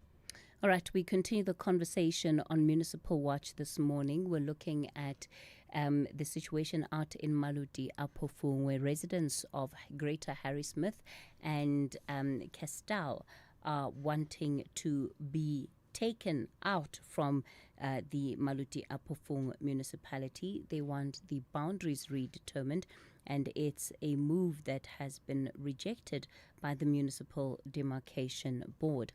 Joining us on the line is Manye Moroka, CEO of the Municipal Demarcation Board, and Councillor Leona Kleinhans, who's a community member and DA councillor. So one of the things that I also touched on is a statement that was made by the MEC for Cocta, who announced that there would be 3 municipalities set up in the province that would include Harrismith. And what I have been trying to understand is the extent or level to which these statements were part of any formal communication between these stakeholders and the demarcation board. So was it just politicking that was happening here, or was it actually followed up with discussions around this matter taking place? And Mr. Moroka, that's really the clarity that I'm hoping that you'll be able to provide us with very clearly. Okay. Cathy, I wanted to make it easier for you. The DEM, it's written DEM 6781, and it's a very short paragraph. It's going to take less than 30 seconds. The board, in determining the legal process, it reads, the board considered the views and representations after public notification of the proposed municipal boundary redetermination in terms of Section 26 of the MDA and Section 28, research study, further consultations with the affected municipalities and the Free State Provincial Executive Council. The reports were made available for the board to consider and deliberate on the matter. Board resolution, the board resolved not to redetermine the municipal boundary, maintain the status quo, and closed the matter. That's the decision on record, which I'm referring to. Now, in terms of PAIA, the disgruntled members of community will have an opportunity to go through what are in those reports, because those are public documents, and how the board came to this determination. That's what I wanted to echo to you. It was not to say I was refusing to give you that. There you go now. Now you know how was that so the considerations that you have rejected, right, which we all know, did those include the setting up of 3 municipalities? I have to go there. Remember that there was also the Naledi in Mangaung, but there was also the older version of a board's decision. That was the de-amalgamation of Kopano from the 9 other municipalities, broken into 5 and 4. But in terms of what the MEC was referring to was their proposal and understanding in terms of what, and this is what the board responded to, including reference in the reasons for the decision of the Free State Provincial Executive Council, herein represented by MEC Saki Mokwei. So yes, it's inclusive of that, and in terms of creating annexes to the founding affidavit, those documents will then be attached accordingly. When it comes to the criteria then, or the thinking that the board applied in, assessing each of these recommendations or proposals that were before it, what were you looking at? Okay, there's one part which I thought perhaps if I must read. The reasons for the resolutions goes further to say, although there's some evidence that the implementation of the process may benefit the Harrismith-Kestrel area, on the other hand, the remaining Putaditaba-Kwakwa area would face significant challenges due to the loss of the economic center and financial revenue, that is for Kwakwa. This will be contrary to Section 25C of the MDA, the financial viability and administrative capacity of the municipality to perform the municipal functions efficiently and effectively. And then the last one, which also is pertinent, it says here, although Harrismith area may benefit from implementing the amalgamation, the MDB considered the provision of that section and the broader risks, the cost associated. Now, what Leona and the other ladies are saying, they are saying we are a small municipality. We pride on ourselves. We do not see any value from the amalgamation as read to you on record now. And this is that. Now, there's a process to that. That process is usually through a review application, or there's another section in the MDA allowing the MEC to also submit his own version in line with what he had promised in June. So the overriding factor then, because I hear the reasons to some extent for why the board has decided to reject this particular proposal, and much of it seems to center on the economy of the broader municipality, that while if Harrismith is out, then while it benefits Harrismith, it also compromises the other municipalities that are receiving some benefit downstream just from having Harrismith be part of it. As you evaluate right? As you evaluate which direction to go in, what is the criteria that you are using? And are there factors that weigh more than others? Okay. The criteria used, there are 10 pointers. I think I only read 2 of them.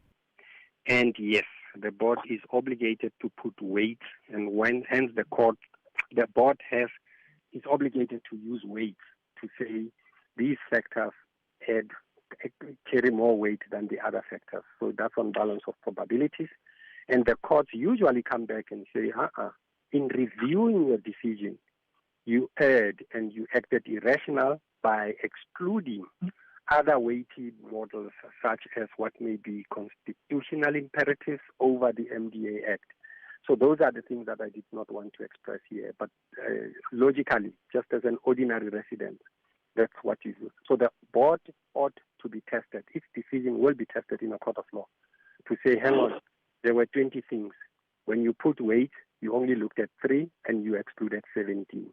But that part will come from what Leona Tlenan's application is about to address. Okay, Leona, let me bring you in and give you an opportunity then to perhaps give your side of the story. We've heard somewhat, at least from the CEO of the MDB, around the thinking, how this decision was made, but your concerns around how this process has been handled. Thank you very much, Cathy. I am a DA councillor. However, I speak on behalf of the community, the affected community of the 6 wards which brought this application. This is not a political issue. This is a fundamental problem with when the municipality was established in 1999. Everybody, civil society and political parties came together and said, this municipality is unworkable. And for that reason, we have all stood together and we have brought this application. We have followed all the processes, done all the objections and the submissions, and attended all the meetings, formal investigations and public meetings. And there is 100% support in this area for the proposal that was put. Now, if we go back to the job of the Municipal Demarcation Board, it stems from the fundamental responsibility, as in Chapter 7 of the Constitution. Only the Municipal Demarcation Board has the power to determine a municipal boundary. And it is true that in paragraph 21, there are demarcation objectives, where it says the proposed municipality must have a democratic and accountable government. It must provide services in an equitable and sustainable manner. It must promote social and economic development, etc.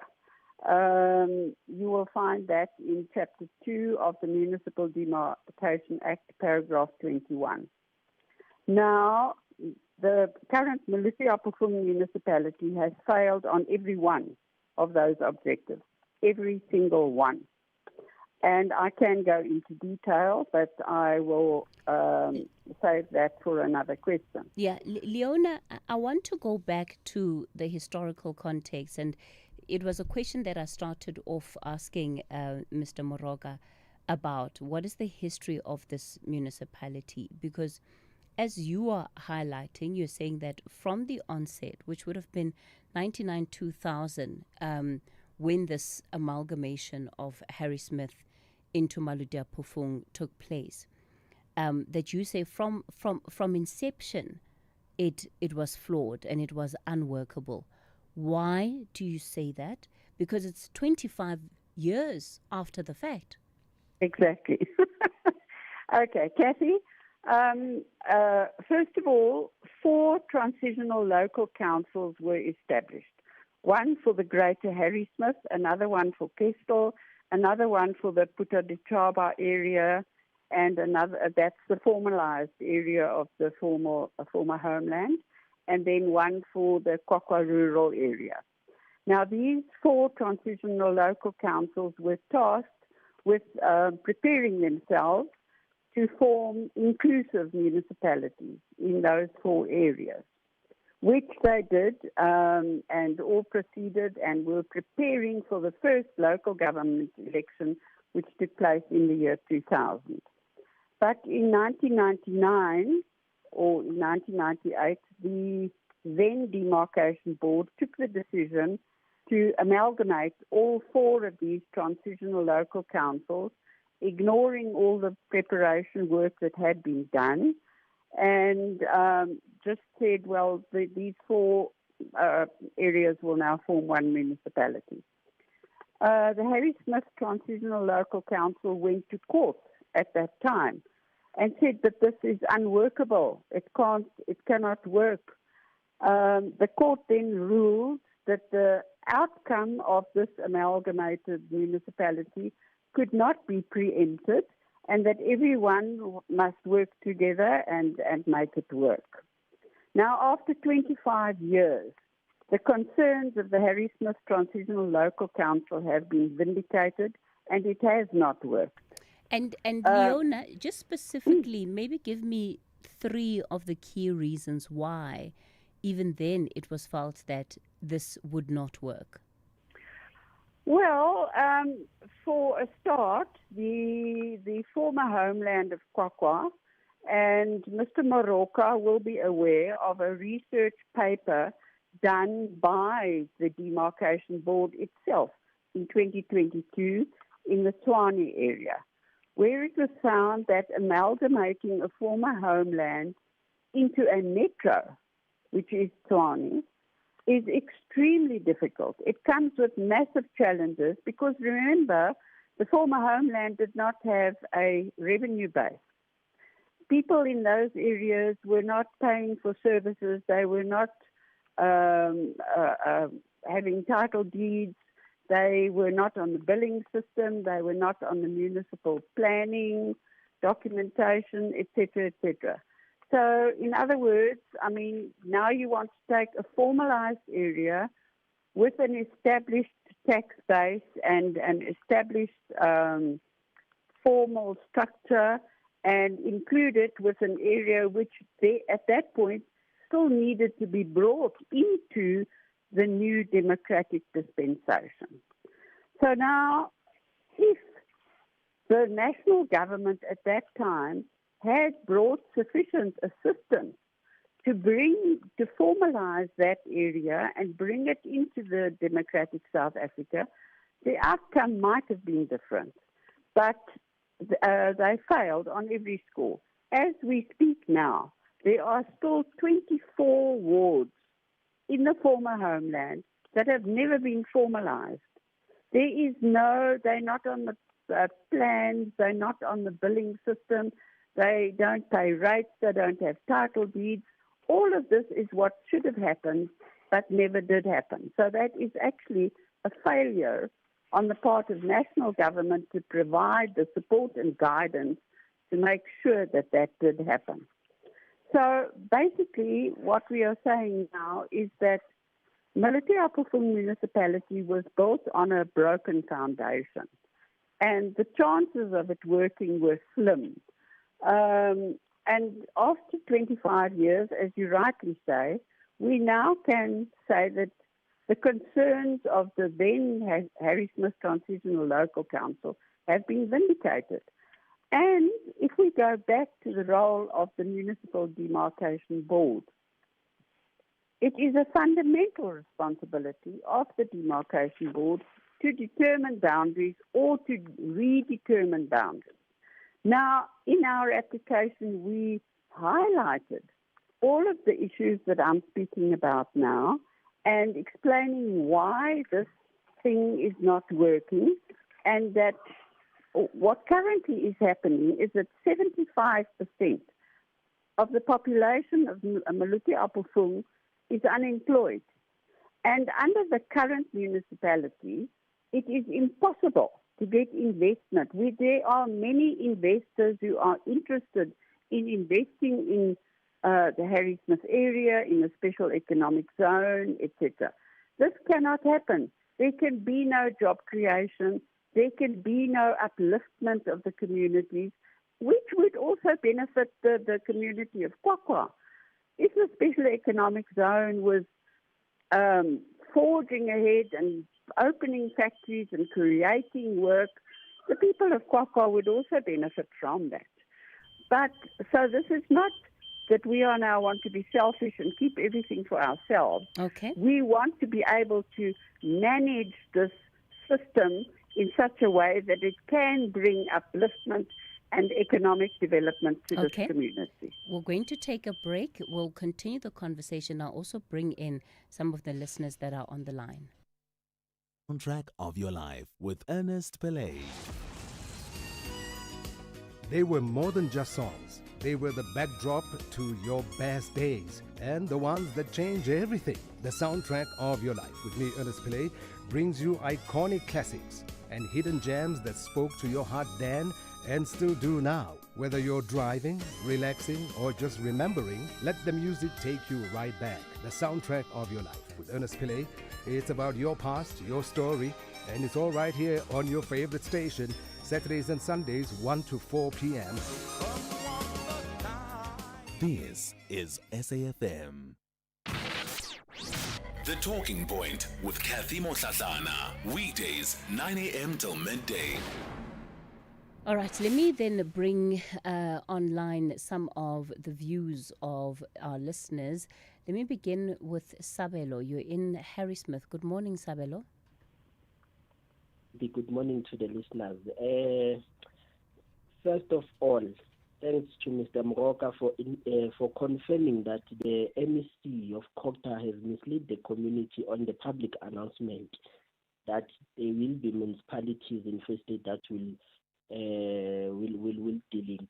Then two, where is the municipality board to answer? Because clearly the CEO does not even know where is Harrismith in the map of South Africa, because the CEO was there in the public participation process. He has heard, he has made a technical research on the matter, and he even know that even the decision that was taken in 2000, it was a wrong decision to mix the two, the two, because of even the culture is not the same. The people of Kwakwa are used to not paying, and people of Harrismith are paying. So are they saying that the revenue base that we have now, which is Harrismith, must also collapse because of their decision that they've taken as demarcation board, consisting of 10 members who are not even who do not even have an idea of what is happening in Harrismith. So I think the decision is ill-informed, and why the demarcation board want to use the taxpayers' money to go to court instead of doing it the right way and considering the views of the community. I think it's a reckless decision, and those that are in demarcation board are responsible in taking this matter to court. They must pay from their own salaries, not the taxpayers' money, because they are taking this to court because they know that they won't even pay a cent coming from their money. So it is wrong, and even as much as it has been explained, the community, black, white, all of us, we are united. ANC, DA, all parties are united in saying we want our municipality, which is Greater Harrismith, including Castell, it will flourish. All facts have been presented. They must consider that even without taking it to court. Thank you very much. Thanks, Sabelo. Is it Tesho? Good morning. You're also in Harrismith. Good morning, Katie. Thank you very much, and to all the listeners. Katie, with a touching matter, seriously not happy. I'm one of the community activists in Greater Harrismith. We're totally not happy. One, I want to ask the CEO, did they answer all the applicants? I think people who applied on behalf of the community are 6 stakeholders. Did they answer those stakeholders before they announced their decision? If not, why they didn't answer them? As a show of respect to those people who managed to spend their time on behalf of community, filing and following all the procedures that the demarcation board needs. Number two, prior, Mr. Saki announcing, making us, all of us happy, putting the price stand, celebrating.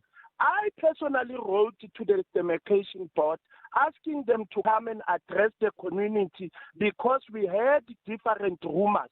This one was saying this applicant was saying this, and they refused. What made them to refuse to come and put it down? Remember, the country is having laws.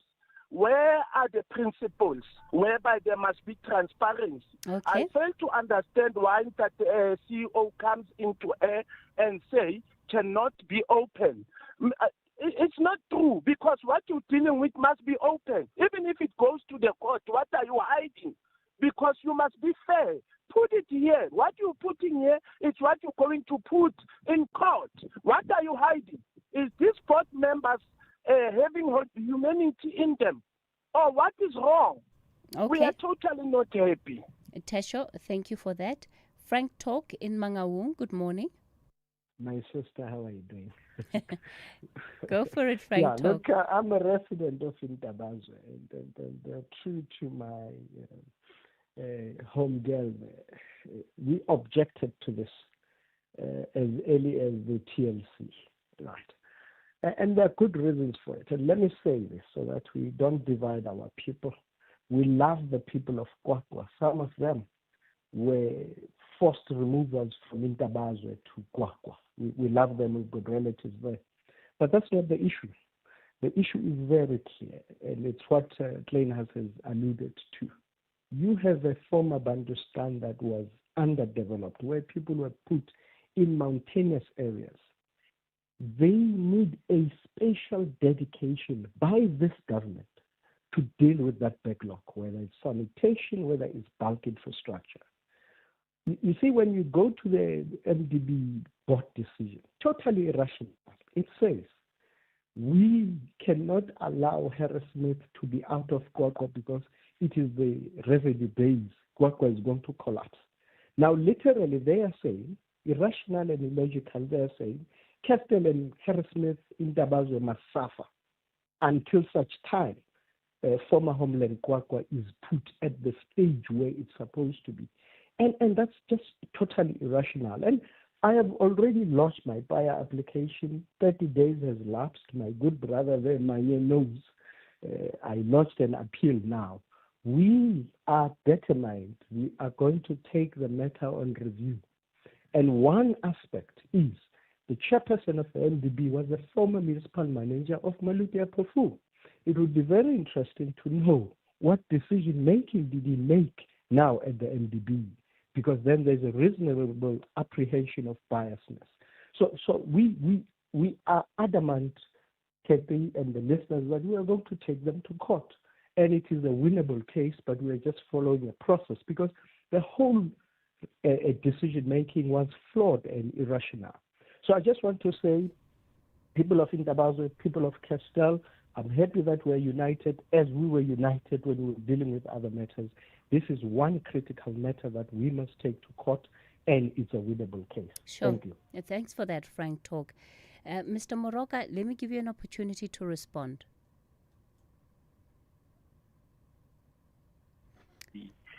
Listeners, for the informative way of handling this matter. Look, I'm a free stater. My own sister stays in Tabazo in the last 67 years, so I'm a commoner there. I know all the issues there. So that part we remove. Secondly, the decision of the board, yes, I'm not the board. The board will answer for their decision, but I provided you with where they touched on in terms of those things. And it is also the miscommunication by the MEC. I explained it. I said the MEC pronounced as per his proposal, and not as per the board's decision, and that part is what. Now I'm going to elevate all of these issues to the board. Unfortunately, this interview itself is recorded, and whether or not the board took a weighty decision, And by the way, Cathy, it is not us going to the court. It is the concerned communities, all of whom have expressed their views here, who are taking us to the court to ask for a review of the board's decision in terms of the law. So it's not us. So when we go to court, we'll be going to court to either confirm, concede, or respond. That's what was meant. So I thought perhaps I must clarify that part. Yeah. But their concerns, yes, as a citizen of South Africa, and how they've put it, and where they're going to prove that theirs is more weighty than that of the board. Cathy, perhaps you will arrange that at some point in time you'll have the board in this show again to express the same before people start digging holes on the entry. And did you respond to all the stakeholders? Yes, we did. No. Remember, we did in terms of a circular. Normally, after the board's decision, remember, there's an engagement with stakeholders. There's an engagement with the public. There's an indicator in terms of what the stakeholders want, including the meeting that has been referred to where I was present. We take that to the board. The board then looks at that, and then the board says, on the basis of what the community and stakeholders are saying, this is the decision we're going to take. You have another 14 days to object. They did so. But the board still came back and took their decision that the two places must remain amalgamated. And with respect to the last one, that Kwakwa is an issue that belongs to the provincial government, I thought the NEC would have been here to cater for that one. It cannot be the MDB that does that. And are you aware of the position of the chair of the MDB board? As far as you know, was the entire board collective part of this decision, or were there any recusals? It was a fully correct board meeting. The chairperson is part of the decision I read into record. The only difference is that I only read 3 of the 10 decisions, which copy thereof. The program organizer for your show has my contact details. I'll forward that to you. All right. Manye Moroka, CEO of the Municipal Demarcation Board. You've heard what he has to say.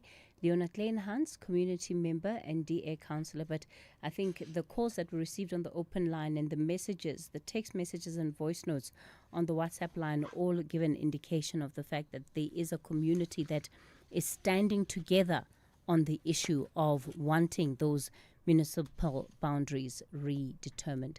It's 11 o'clock, time for your latest news update.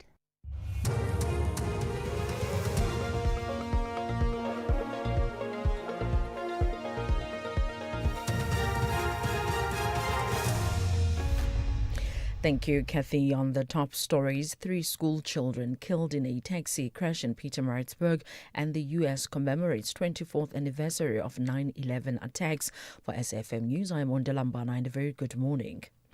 3 school children have been killed and 11 others injured when a taxi lost control and crashed into a local crash at Mbali Township in Pietermaritzburg. The children were travelling in a taxi believed to be used for scholar transport. KwaZulu-Natal Private Ambulance Services spokesperson Craig Potter says the deceased children are aged between 9 and 11. Paramedics rendered immediate medical attention to the patients. The scene was chaotic and deeply disturbing. A crumpled taxi lay amidst the wreckage of a crash building. Children's cries filled the air as paramedics worked tirelessly to stabilize the injured. The impact of the crash was devastating. All aged between 9 and 15 sustained injuries ranging from critical to serious. 2 patients are in critical condition and 9 are seriously injured. The Constitutional Court has ruled that men can now assume their wife's surname. The highest court in the land has confirmed that Section 26(1)(a) to C of the Births and Deaths Registration Act is unconstitutional, as it unfairly discriminates on the basis of gender because it fails to afford men the right to assume their surname of women after marriage. This as applicants Jenna Jordan and Henry van der Merwe, as well as Jess Donnelly Bonman and Andreas Nicholas Bonman, turned to the Apex Court in March this year for a confirmation of invalidity against the said section. Justice Leona Theron delivered the judgment. The inability of husbands to assume their wives' surnames removes their right to make choices pertaining to their own identity. Further, it prevents them from determining how to structure their familial unit. the impact on women is also far-reaching. The symbolic consequence is that women's identities are subsumed into their husbands' families after marriage. This has the inevitable upshot of entrenching the notion that the husband is the head of the household. Residents of Coronationville in Johannesburg are continuing to protest this morning over the ongoing water shortages in the area. They are demanding a reliable water supply after nearly a week without any running taps. The community has vowed to persist in their demonstrations until Johannesburg Mayor Dada Morero visits them to address their concerns. Yesterday, police responded to the protest by using rubber bullets to disperse the crowd as tensions escalated. This resident expressed frustration over the police's presence in the area. If the police start shooting at us, they are giving the criminals the upper hand, which we are not in control of. So can you please answer us the question, what has Ebony Park done right that we didn't? Because I was personally there yesterday. When I spoke to one of them, they are doing exactly what we did. They did exactly what we did. They just went to the street as fed up people and calling on the superiors to come out. So what makes us different to have 100 police officers standing here for merely a handful of people? The debt owed by municipalities to water boards is one of the questions that Deputy President Paul Mashatile will answer this afternoon when he appears in the National Council of Provinces. Reports indicate that about 34 of the country's municipalities collectively owe water boards about 25.6 billion rands. Mashatile, who is the chairperson of the Water Task Team, will be questioned about what concrete actions will he take to end the culture of impunity and ensure real accountability for municipal mismanagement. The United States will later today mark the 24th anniversary of the 9/11 terrorist attacks on New York City, Washington, D.C. and Shanksville, Pennsylvania that occurred on September 11, 2001. President Donald Trump is expected to attend a memorial event at the Pentagon in the nation's capital before later traveling to the Big Apple to take in a Yankees baseball game with the families of fallen first responders. Sharon Bryce-Pease reports. Nearly 3,000 people died on that fateful day almost a quarter of a century ago when hijackers crashed jetliners into the World Trade Center towers in downtown Manhattan, the Pentagon near Washington, D.C., and a field in Pennsylvania.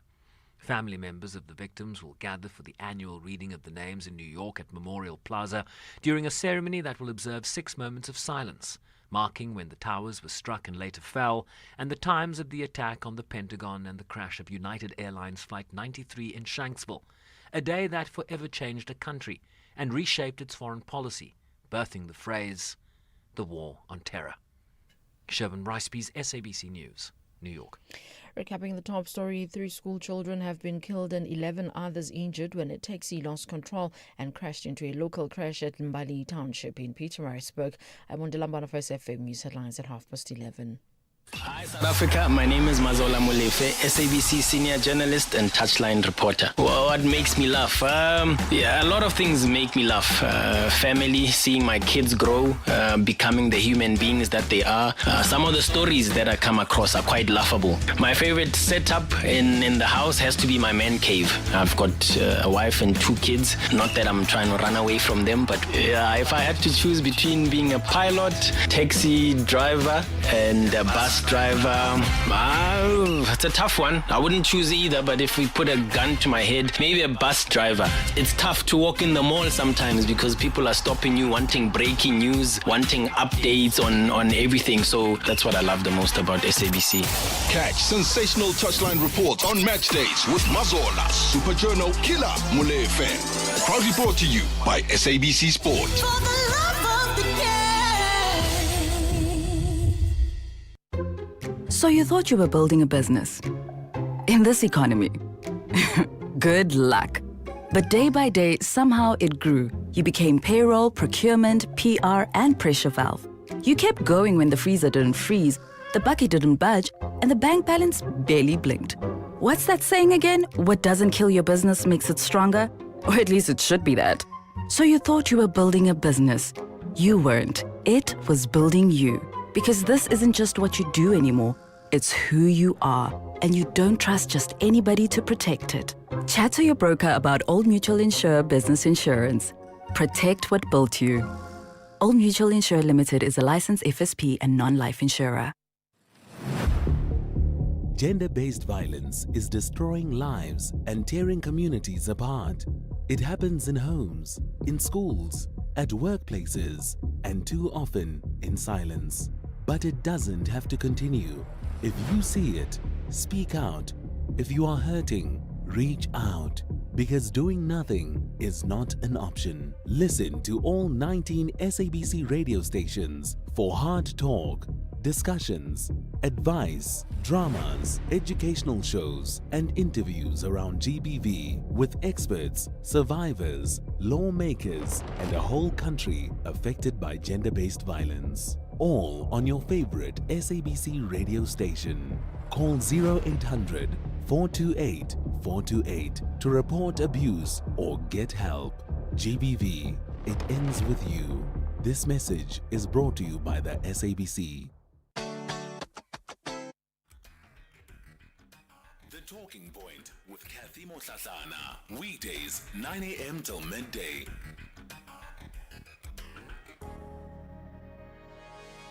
Good morning, Cathy. Good morning to the listeners. Indeed, the people of Harrismith are not happy about this demarcation. They are not happy, and they are united in saying that it must be reviewed, it must be reversed, because they want their municipality, they qualify the criteria and all the requirements have been followed. So for a group of people who are consisting of 10 people to decide on thousands and thousands of people without considering the fact, it's baseless, and it's not something that the demarcation board must be doing, because they have a sole mandate, which is to look at the boundaries and listen to the people. But what they've done in Harrismith, they've not listened to the people, and that has a significant effect on the people, and it will lead to uncontrollable protest, which we do not want as residents of Harrismith. Good morning, Kate. I'm just curious, what are the qualifications of the people in the demarcation board? How do they decide how to demarcate areas? For example, we had Western area which collapsed because people were not paying for services. Instead of them correcting that, they merged Western area and Randfontein. Now the decay and collapse has gotten bigger. Roads are not being fixed in Randfontein. Refuse is not being collected. It's potholes everywhere. It's a disaster. Why is local government just so neglected when it should be what the government focuses on, because that's where the people are?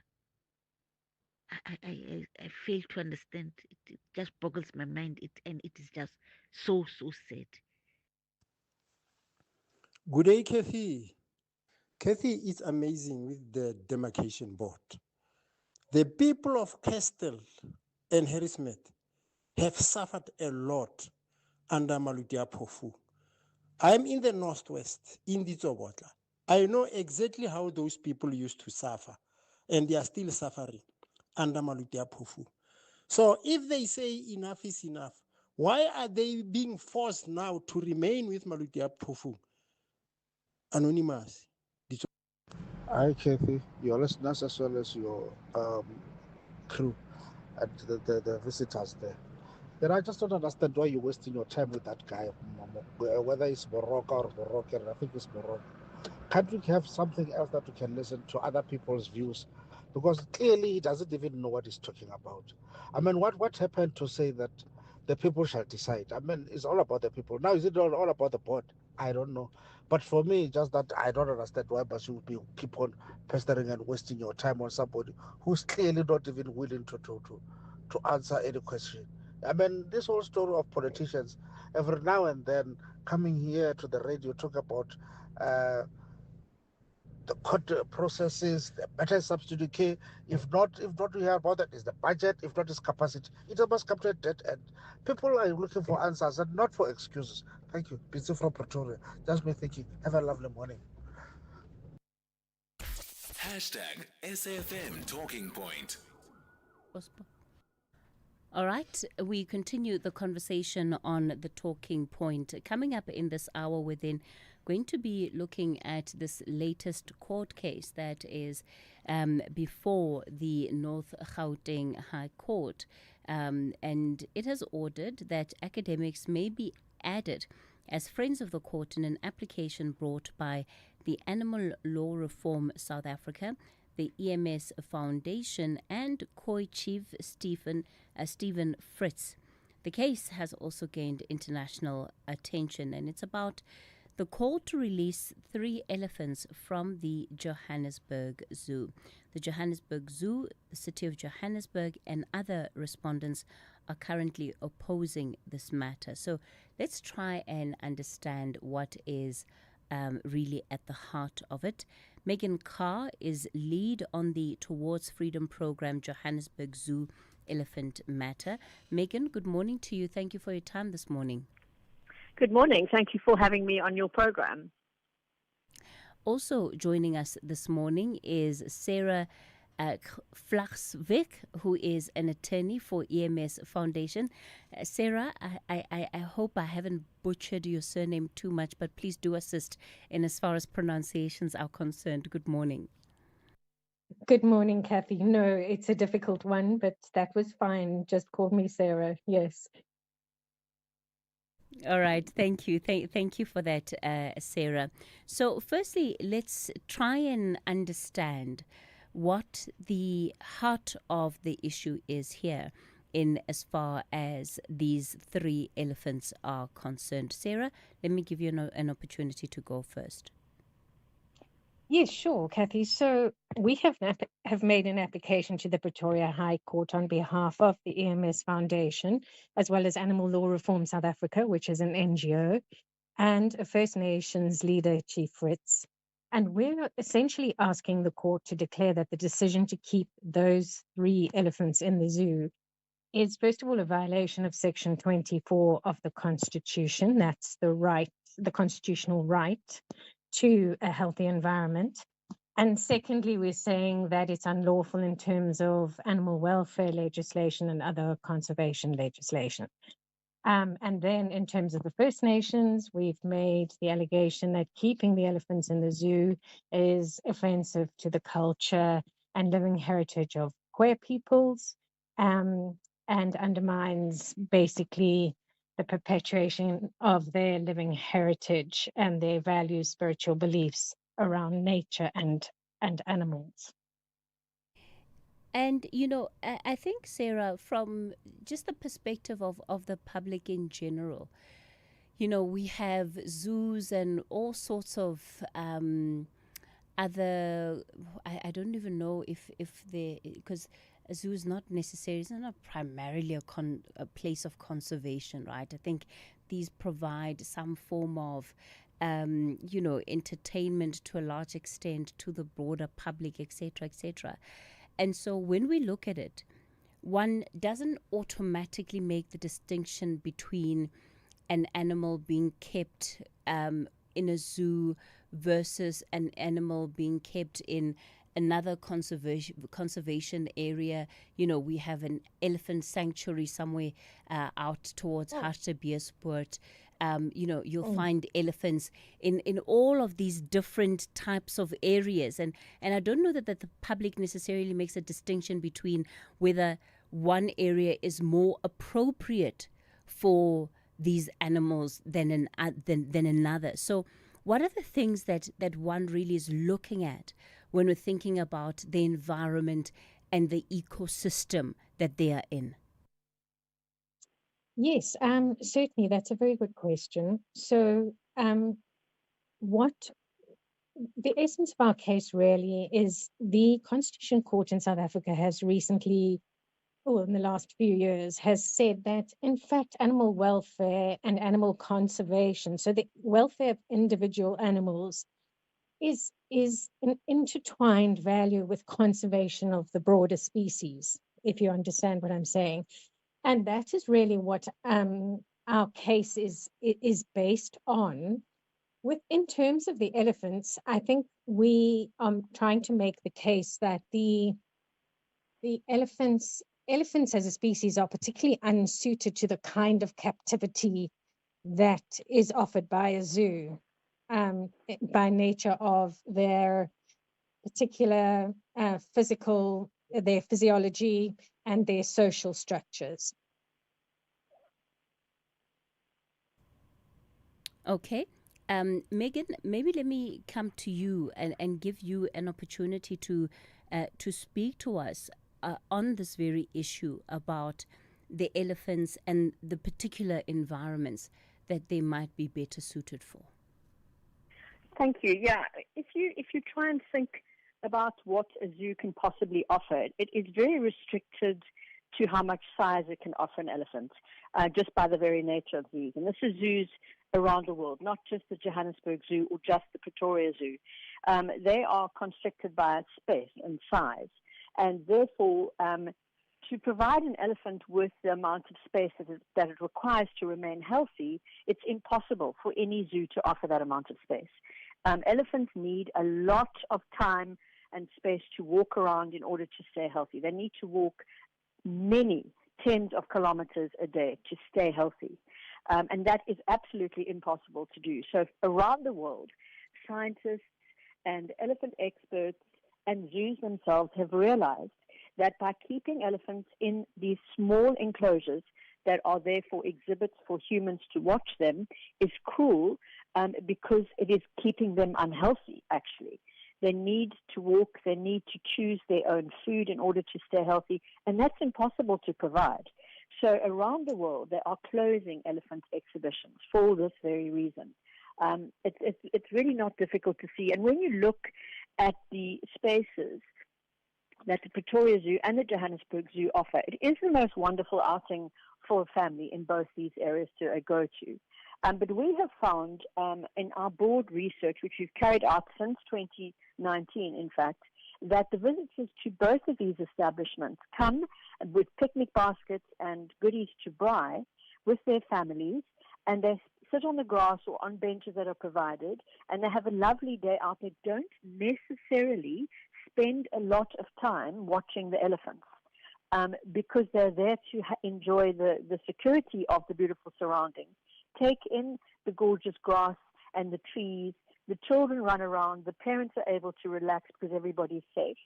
So we encourage both of those establishments to continue those practices, which offers all kinds of South Africans a wonderful day out.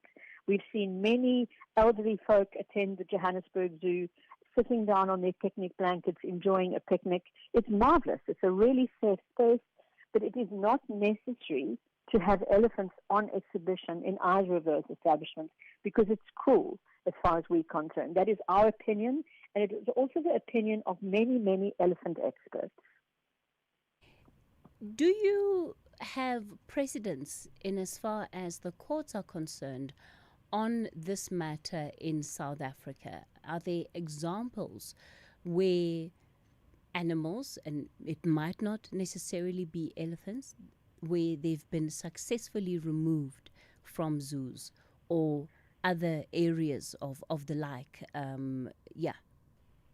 Well, I can answer that. I mean, Sarah can also come in after me. This case is setting a precedent in terms of the courts in South Africa. There have been other cases around the world where there have been court cases as well involving elephants. But in South Africa, the EMS Foundation was involved with a negotiation process with SANBI and with the minister for the release of Charlie, the elephant, from the Pretoria Zoo. And that was a 4-year negotiation process, and which resulted in him being freed from the Pretoria Zoo. Yes, Sarah?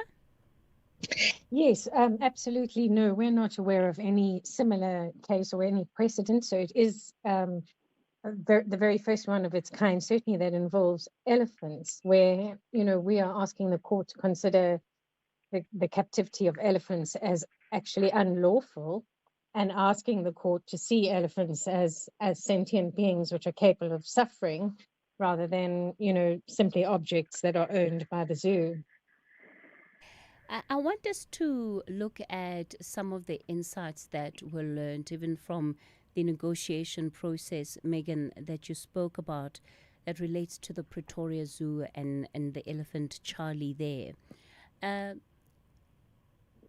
in those negotiations, right, what were the main reasons that were given for why the elephant was being kept there and why there was an opposition to the request for Charlie's removal? So the reason that all zoos have elephants really is because of their sheer size. They become an important exhibit because they are majestic, huge creatures and usually quite easy to see as a spectator.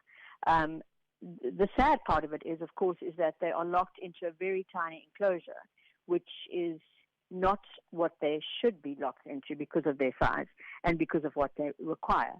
So, of course, no zoo in the world would want to lose their most important exhibit, their largest exhibit. And so we can understand that because they are an attractant.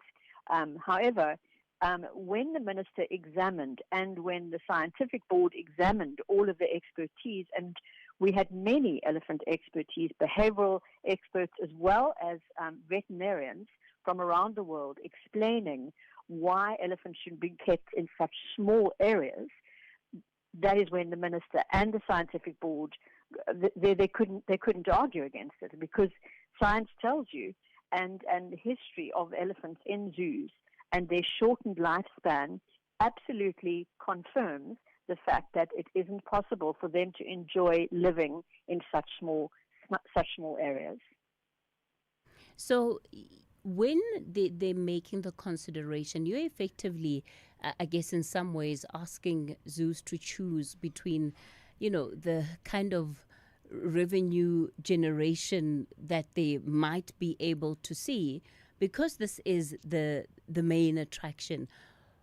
Are there other solutions, proposals that you offer up in the place of the elephants? And I'm thinking here just as a layman, right? What is the difference between an elephant and, let's say, a lion? Lions roam around, don't they also need a lot of space? Don't my technical director says they also need to sleep. Yeah, I guess they also need to sleep, Mark. But I guess explain it to me as somebody who's just a layman and who sees the big five as being the big five. If an elephant can't be held captive, then why should the others also be held captive? Well, I mean, I'm not going to even venture into this conversation because I have to only concentrate on the elephants. The EMS Foundation has very loud vocalization against any kind of form of captivity of animals, but we can't comment on that. The zoo is already not in favor of our policies.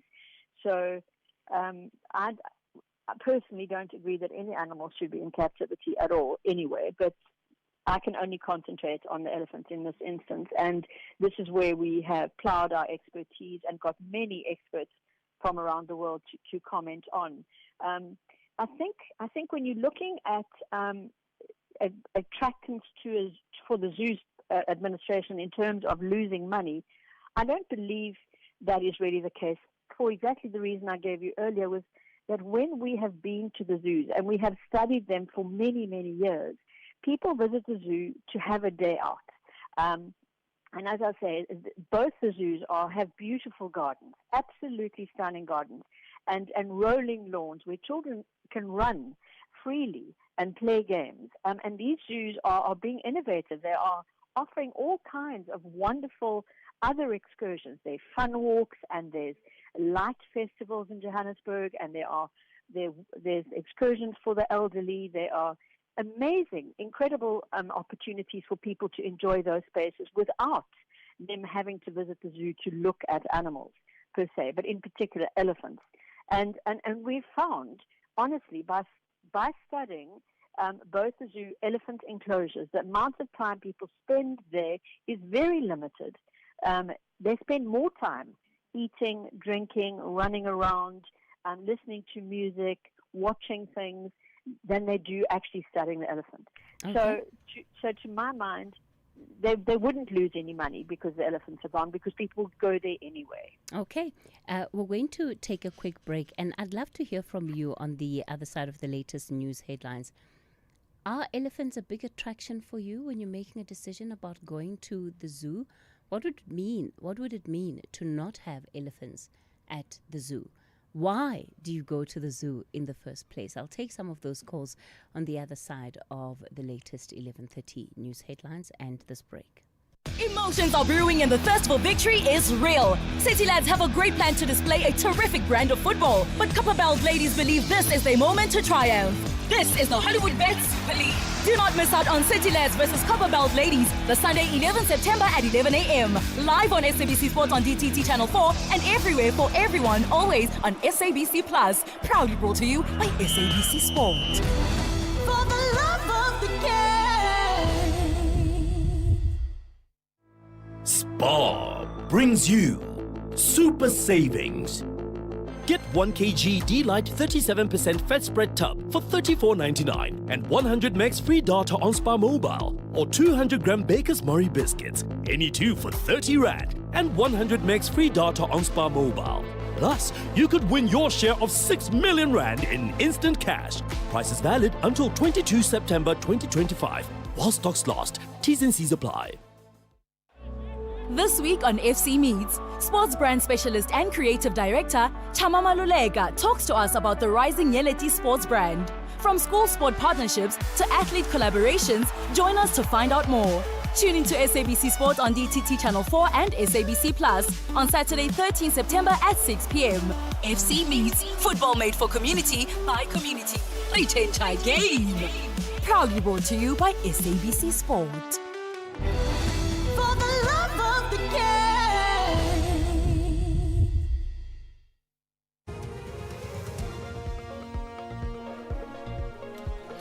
On the news headlines, 3 school children have been killed and 11 others injured when a taxi lost control and crashed into a local crash at Mbali Township in Pietermaritzburg.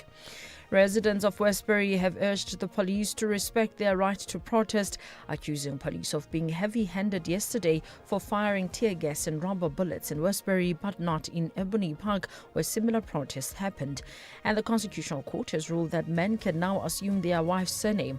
The highest court in the land has confirmed that Section 26(1)(a) to C of the Births and Deaths Registration Act is unconstitutional, as it unfairly discriminates on the basis of gender because it fails to afford men the right to assume the surname of women after marriage. A full update follows at the top of the hour.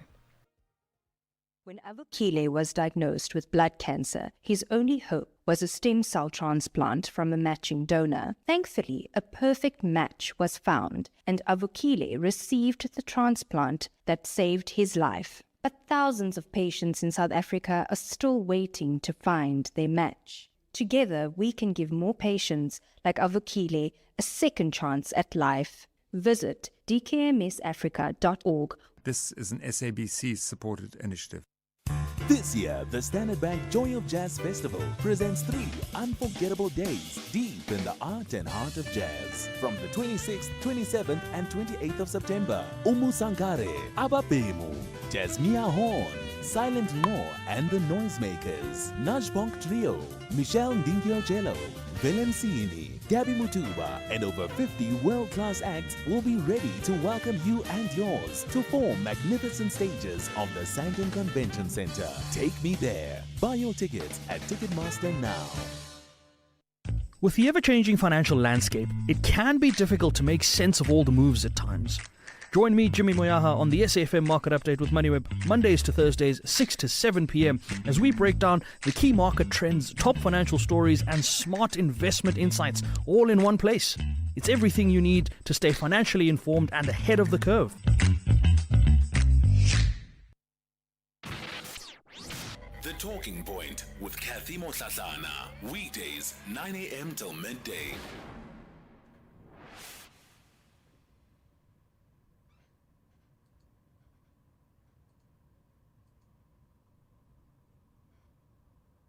Cathy, keeping animal in a zoo is just cruelty on its own. It's an abuse of nature. It's like keeping someone in prison where your rights of movement are being violated. Just imagine an elephant is used to maneuver in a big space, not a zoo. Also keeping other animals like a lion.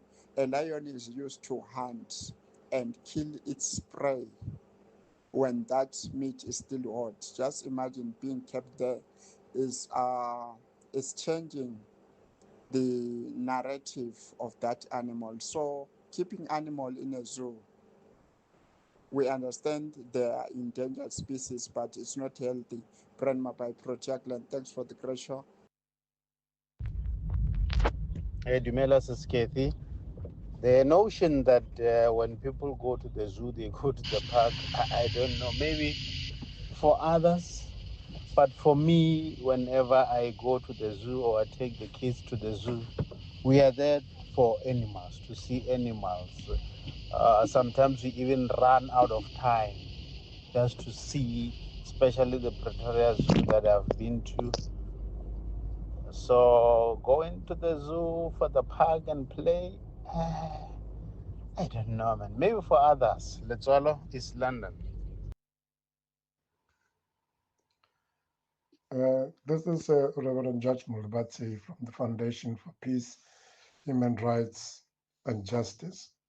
Yes, I think it is not proper. It is against God. It's against nature to keep wild animals in captivity.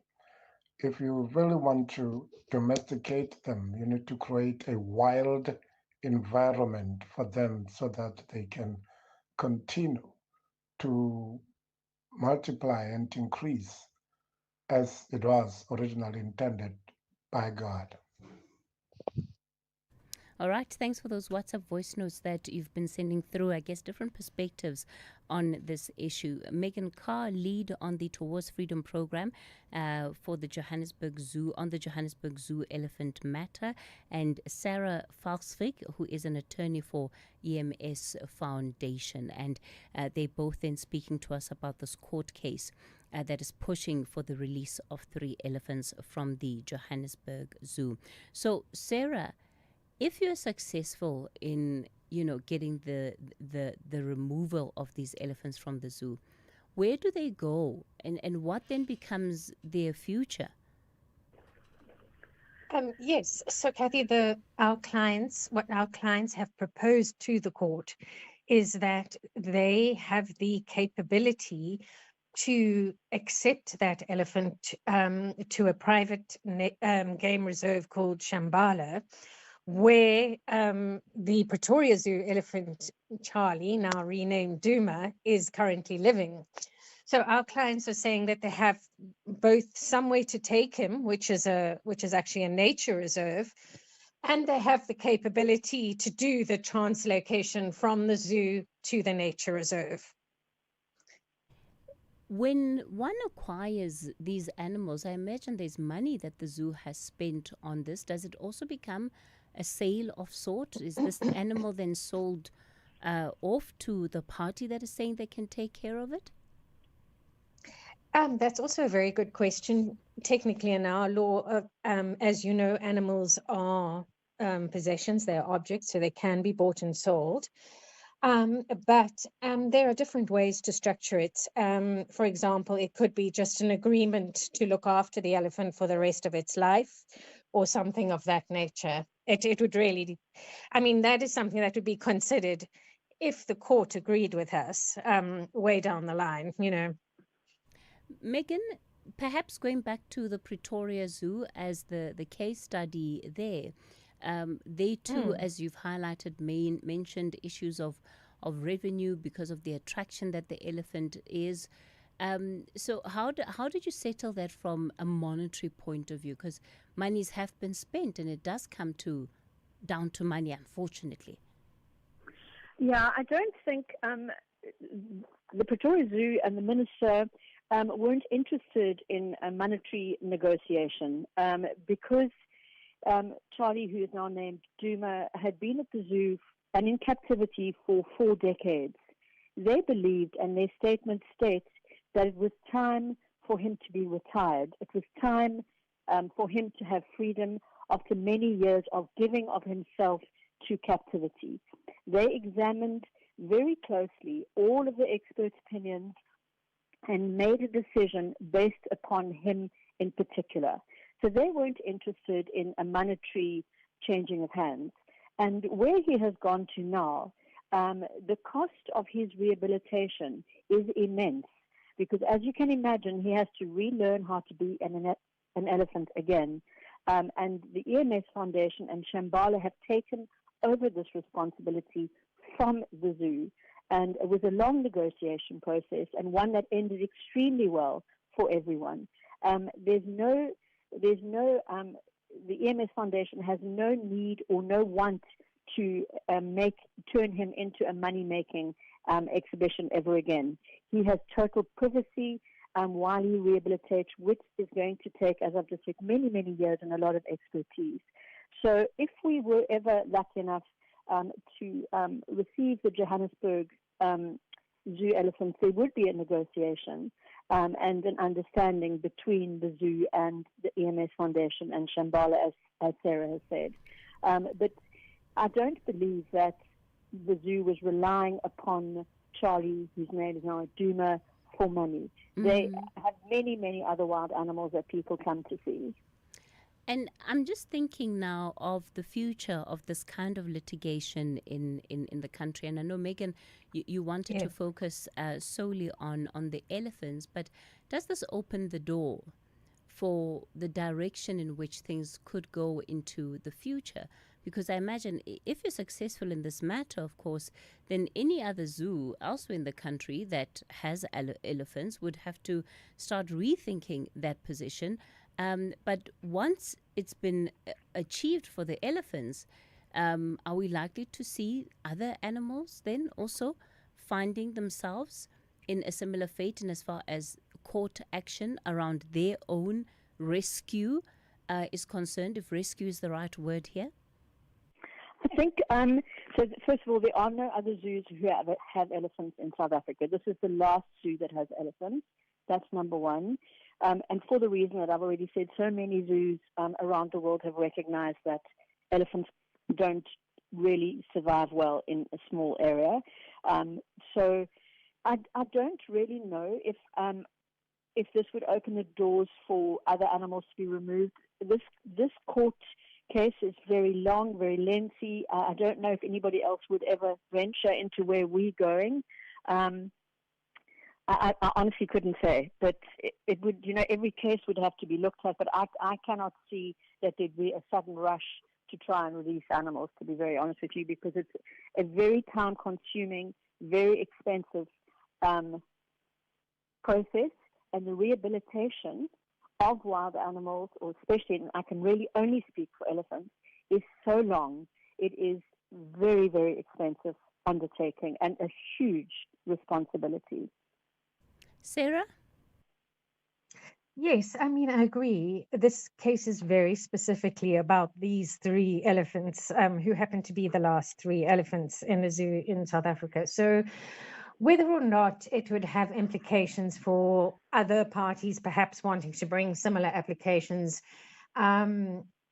in terms of other animals, it's not really clear. What I will say, though, is that what we are really asking the court, and this is where, as you may know, some Harvard academics have applied to join our court case as what they call amicus curiae, or friends of the court. And what they are saying is that they are bringing to the court arguments about a global movement, which is recognizing sentience and the importance of protecting animals as living beings rather than objects, just to be looked at or to be bought or sold or kept in captivity.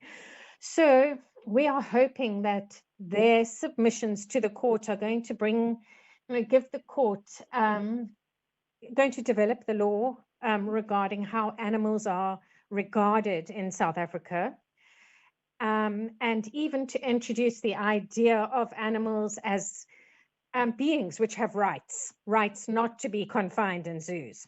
Yeah. Do you foresee a situation where there might be an out-of-court settlement here? Is there any opportunity for that at this point, Sarah, or has the horse bolted? There's always an opportunity for that. And I know our clients would entertain an approach very seriously. But at this stage, we don't know. We are still going through the court processes and hoping for the match to be set down for hearing quite soon.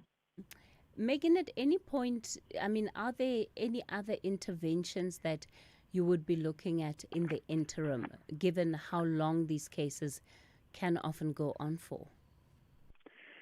We would always welcome a settlement, I'm sure.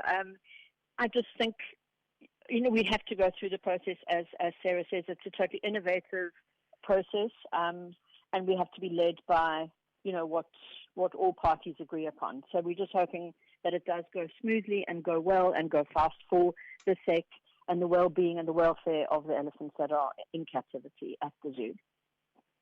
And sorry, just to add, I think that the successful translocation of Charlie stroke Duma really creates a blueprint for how this matter could be resolved. So it's important to focus on that as well. All right. Well, let me thank you both for coming onto the show and just for sharing more details on this case. That's Sarah Falsvik, and an attorney for EMS Foundation, and Megan Carr, who's the lead on the Towards Freedom program, Johannesburg Zoo, unpacking that matter for us. So how different would, let's say, the Johannesburg Zoo be without elephants in it? The last zoo in the country to actually have elephants. It does also seem like the writing is pretty much on the wall, right? So the next time maybe that people might see elephants, Thanks so much. If this particular court action is successful, will be when you're out in the wild at the Kruger National Park or at other areas that give them a lot more space to be in their natural habitat. But certainly a fascinating case to watch nonetheless.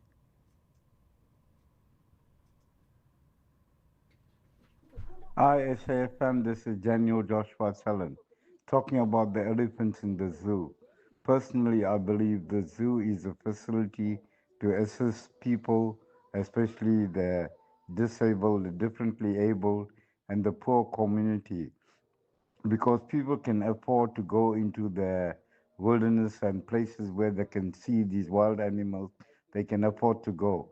As long as these animals that are brought into the zoo, if they are sort of not just brought from the wild and kept there, but are domesticated and kept in the zoo, so that the the children and the poor community and the disabled can go and admire them and see them in the natural state, instead of looking at them in the pictures.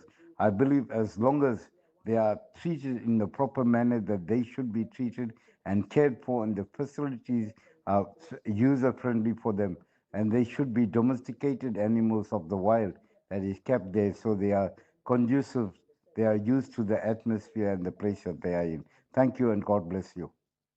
All right, thank you for that. Donald in Rustenburg says, thanks to Sarah and other environmental lawyers who freed Charlie from the Pretoria Zoo to the game reserve out in Limpopo. So that's where we leave it for today on The Talking Point. We're going to round the week out tomorrow between 9 and 12. And you know how we do it best with the Friday wind down. Until then, have a lovely afternoon. The show back with you again between 9 and midday tomorrow. The past never stays buried. Secrets resurface and the truth demands to be found. This season, every clue matters. Every silence hides a story, and every revelation could shatter lives forever. Unforgotten Season 4, a gripping drama where justice is never simple and the past is never truly gone. Starts 8th September at 9 p.m. Mondays, Tuesdays and Wednesdays only on S3. Open up. Vinacosin have a big appetite for victory, but the Eagles are in a good mood to fly high with 3 essential points. This is the Bundesliga. Football as it's meant to be. Catch Bayer Leverkusen versus Eintracht Frankfurt this Friday, 12 September at 8:30 p.m. live on SABC Sport on TTT Channel 4 and everywhere for everyone, always on SABC Plus. Proudly brought to you by SABC Sport. For the love of the game.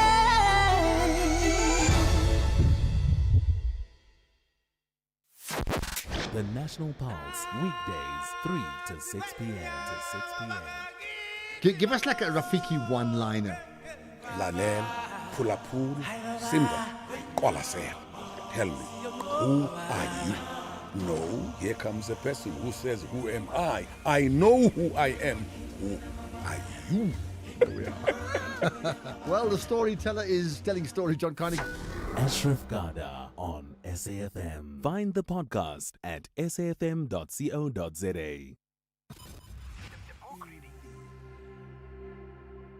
Please note that the views expressed in this book are not that of the station. Listeners' discretion is advised. SFM presents another episode of the book Boardroom Dancing by Nolita Fakude, read by Vuyokazi Ted. I had been a non-executive director from as early as 2000, when I had been invited to join the now defunct People's Bank Board. Over the years, I would have the privilege of serving on various boards of companies in different parts of the private sector. Harmony Gold Mining, Woolworths Holdings. While I had been on JSE and NYCE listed companies, I had never served on an LSE listed company, and my gap year offered this new opportunity. What an education! With each company and organization comes new language as well as culture. However, as much as the various boards I've been part of had their own distinct look, composition of members, and feel, protocols, and behaviors, one thing they all shared was being composed of men and women who were top achievers and subject matter experts in their respective fields. All these boards were also underpinned by the immense respect that flowed between individuals with great admiration for each other as professionals. Having said this, as a new director, I have always found that for at least the first year or so, you do a lot of listening, observing, and questioning as you try to decipher the dance at play within that particular organization and boardroom. Initially, you may feel slow, even occasionally stumbling. However, in no time, you get into the rhythm of things. This is the time to look at things with clear eyes and fresh ears so that you can use your voice with impact. Soon thereafter, you become one of them. The boardroom is an exhilarating space populated mostly by self-actualized people who are at the top of their game. More often than not, the average age on most boards tends to be in their 50s. The point in your life when you can engage with executive management with circumspection and courtesy, while also offering your own inputs with confidence to your peers. Non-executive directorship is a role of questions more than answers, an oversight rather than an operational role. If there's one thing I've learned from all my experiences on different boards, it is that your premise should always be, I don't know what I don't know about your business, so help me understand, which is when the dance begins. Part 1. Early years. Adapting does not mean you forget. Steve Biko. From the testimony of Steve Biko, edited by Millard W. Arnold. Chapter 1. Growing up in a matriarchy. It was a regular evening in early 2004, and I was busy preparing for a meeting the next day, enjoying the second wind I usually get in the stillness that comes after dinner, when my phone rang. It was my aunt, Zet. Lita, do you have the TV on? She said, her voice full of excitement. What's this about? I asked, searching for the remote and switching on the TV. Images of a down-and-out white man in his early 30s gave way to those of the clapboard facade of my family's general store back in Gqenyup, the small village where I grew up in the Eastern Cape. The newscaster's voice explained that the man had shown up at a police station in Mpumalanga province, claiming that a colored family had kidnapped him and that he was seeking his white parents. "It's your child, Abby," Anzet said, as an image of the blue-eyed boy whom he had called Happy filled the screen. I had no idea how Happy had ended up on TV like this. Shocking as it was, his sad story was all too typical in the way it illustrated the brokenness at the root of our country's history, a profound chasm of structural racism and inequality that I had increasingly focused my professional life on helping to fill. With a population of about 350, the small village of my youth was the kind of place where everyone knew each other. My family owned the village store, where people came to communicate with family members working as migrant laborers elsewhere, and I often helped read and write letters or put through phone calls from the shop's phone. As a result, I often knew more than I should have about people's personal lives and struggles. A domestic worker in Joburg, Abby's mother had brought him to Qenyu when I was about 8. Still a small baby, Abby was left with his pensioner grandmother so his mother could return to a job in the city. It soon became obvious that Abby was a mixed-race child, the result of an illegal union, according to South Africa's anti-miscegenation laws at the time. And as he grew, Abby's blue eyes and fair skin made him the target of taunts and bullying. From my family shop, which in many ways was a center of the community, it was not unusual for us to hear Abby being teased. The kids in the village called him amper baas, Afrikaans for almost white boss, or worse. Often we would find him crying after having been beaten by other boys who resented the idea that this child would someday grow into a white man. As his grandmother spent most of her time drinking home-brewed beer, Abby not only lacked protection from the bullying, he was also not well looked after. I was away at boarding school by the time most of this was happening, but I knew my mother gave Abby food to eat when he came around, and let him ride with her in the bakkie when she went to run errands in town, as he didn't seem to be in school. Whenever I was home and saw Abby hanging around the shop, I would engage with him and look after him, and people used to jokingly refer to him as my child.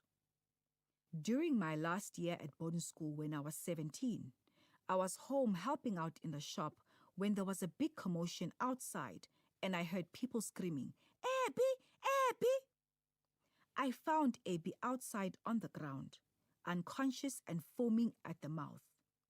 Taking him to the hospital, I discovered he had passed out from hunger and had apparently been eating grass.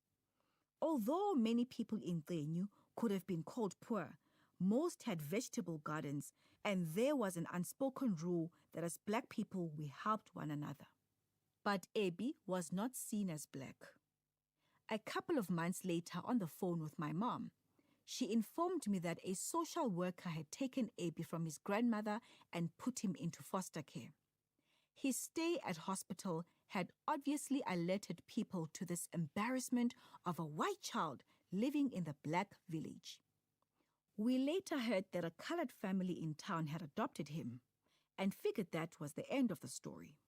But now, 20 years later, here was Abby on TV, claiming to have been kidnapped.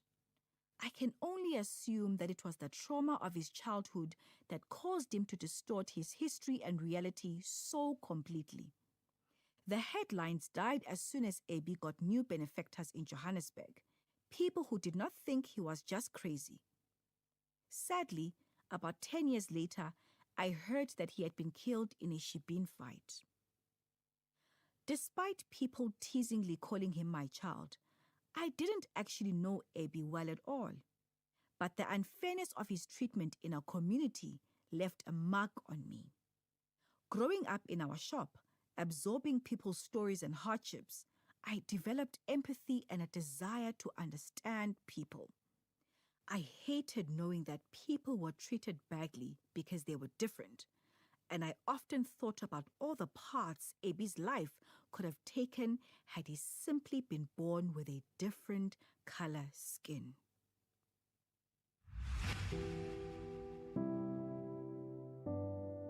There was another episode of the book Boardroom Dancing by Nolita Fakude, read by Vuyokazi Tebe. The book is available online and in all leading bookstores countrywide. It is broadcast on SAFM at 11:45 Monday to Thursdays on The Talking Point. The book is produced for the station by Vovi Patala, read by Vuyokazi Tebe. Technical production, Wiseman Manwele, Nanda Koza, and Tato Mapuru.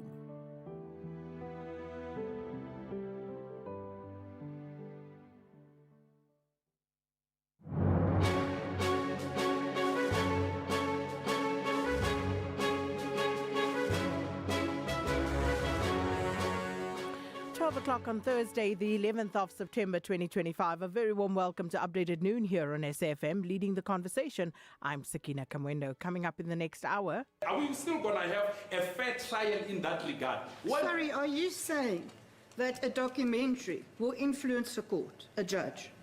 I'm saying... Because I find that quite preposterous. Because let's just take it to the end. A judge can only make a finding on the evidence that's before him, and it can definitely not be on a documentary. Convicted rapist Thabo Bester and Dr. Nandipha Makudumana seek to halt a Netflix documentary series which is expected to air tomorrow, and it unfairly discriminates on the ground of gender by failing to afford a woman the right to have her spouse assume her surname, failing to afford a man the right to assume the surname of the woman after marriage. And the Constitutional Court says that Section 26, subsection 1A to C of the Births and Deaths Registration Act is unconstitutional insofar as it unfairly discriminates on the basis of gender by failing to afford men the right to assume their wife's surname. Unfortunately, John not in today, feeling a bit under the weather, so we wish him a speedy recovery. But of course, we always want to hear from you, so let us know what's on your mind. 41391, that's our SMS line number. And you can also write to us via X at SABC News_radio, or you can send us a WhatsApp voice note on 082-692-3909. These and more stories coming your way on this Thursday edition of Updated Noon. First, though, here's the latest news with Ondela Mbana.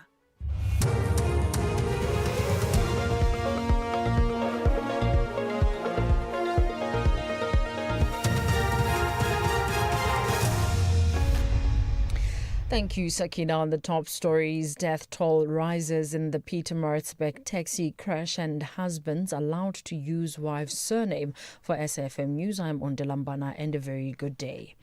2 more children have died after a taxi veered off the road in a Pietermaritzburg township and crashed into a crash, bringing the death toll to 5. 9 children are still being treated in hospital. They were all passengers in the taxi, which was being used for scholar transport. Part of a room at the Senzukulu preschool in Imbali was demolished when the taxi left the road and went down an embankment. It's believed the driver of the taxi lost control of the vehicle. The victims are aged between 9 and 11 years. KwaZulu-Natal Road Traffic Inspectorate spokesperson Cindy Msimang elaborates. The death toll has increased of the learners that were being transported by a minibus going to various schools within the vicinity of Pietermaritzburg. We've received some news that the death toll has increased to 5. 2 of them had died whilst being transported to hospital. 3 of them died on scene. The chairperson, we're starting there, right? The chairperson of Parliament's Portfolio Committee on Police has expressed concerns that the lack of capacity with the SAPS in the Western Cape is hindering efforts to effectively combat the rising crime rates in the province. Ian Cameron says police are unable to carry out their responsibilities due to a lack of resources. His comments come in light of several recent shootings in Cape Town that are suspected to be gang-related. Cameron says with new recruits graduating in coming weeks, they are hopeful hopeful that they will see change. Even if the police had all the will in the world to try and fight this, they simply do not have the capacity. It's physically impossible, and they can try and say otherwise, but I can tell you now that we've just been through the budget process of the police. They literally do not have the capacity, so they cannot do that. When we look at the Western Cape specifically, if we're not going to push to share investigative capacity and to share the burden with regards to investigating serious and violent crime, especially with regards to gang violence, I don't expect the tide to turn. We have to make sure that we broaden investigative capacity and intelligence capacity. The Constitutional Court has ruled that men can now assume their wife's surname. The highest court in the land has confirmed that Section 26 1A to C of the Births and Deaths Registration Act is unconstitutional as it unfairly discriminates on the basis of gender because it fails to afford men the right to assume the surname of women after marriage.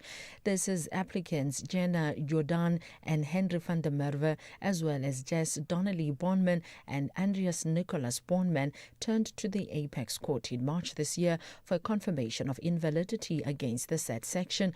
Justice Leona Theron delivered the judgment. The inability of husbands to assume their wives' surnames removes their right to make choices pertaining to their own identity. Further, it prevents them from determining how to structure their familial unit. The impact on women is also far-reaching. The symbolic consequence is that women's identities are subsumed into their husbands' families after marriage. This has the inevitable upshot of entrenching the notion that the husband is the head of the household.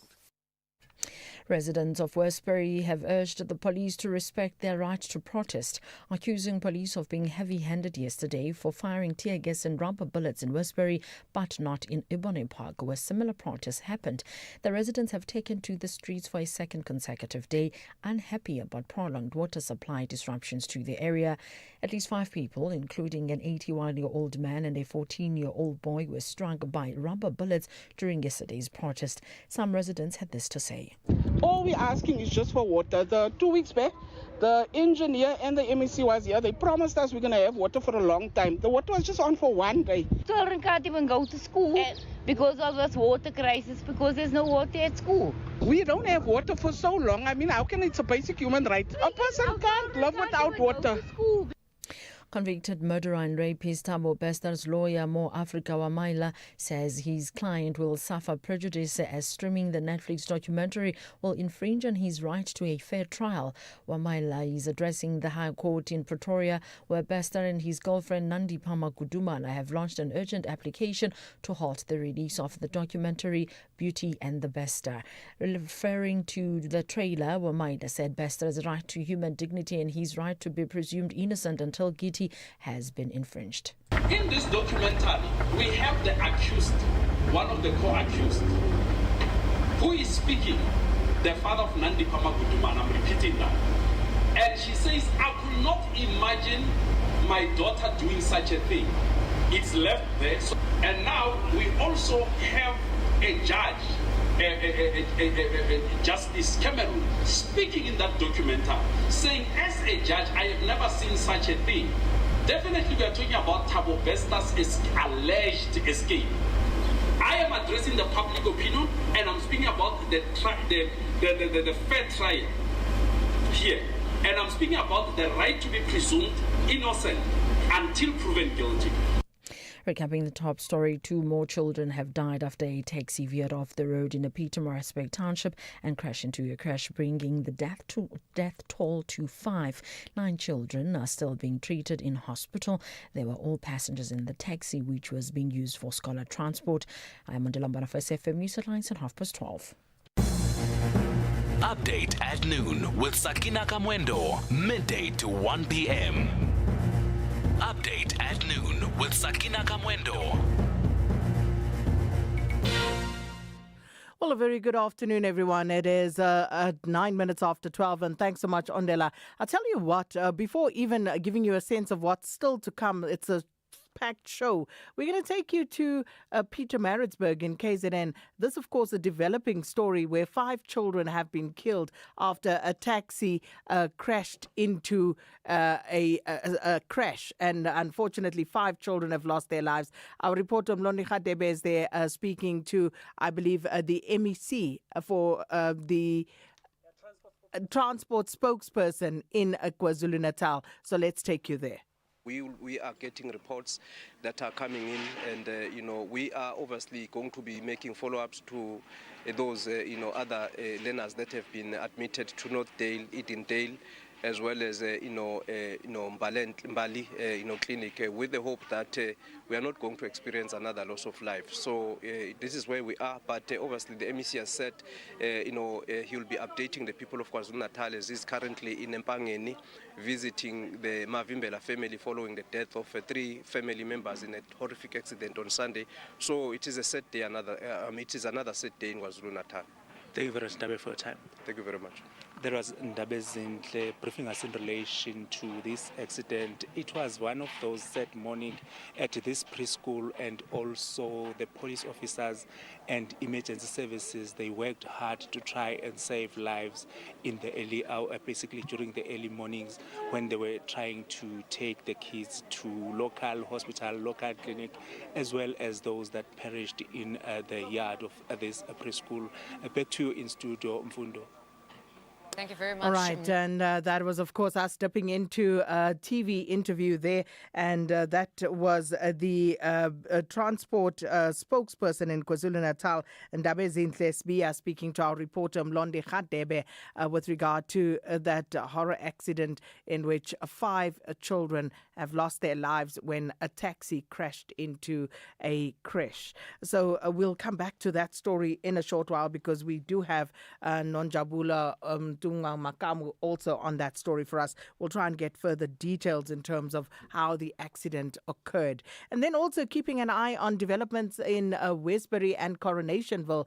And it was tense yesterday. It continues to be tense today. Started this morning with a standoff as well with community members and the police, saying that they want the police out of the area because the police shot at them with rubber bullets yesterday when they were in fact staging a peaceful protest. And so we'll catch up with that.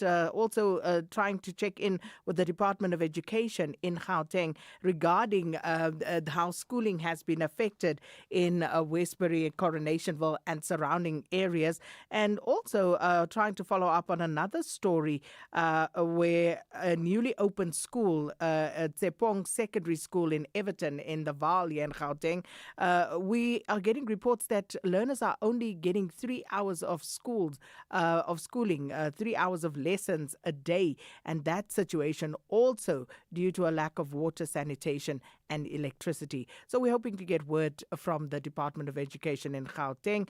And in addition to those 2 stories that speak to service delivery issues, there's also a teacher in Bronkhorstspruit appearing in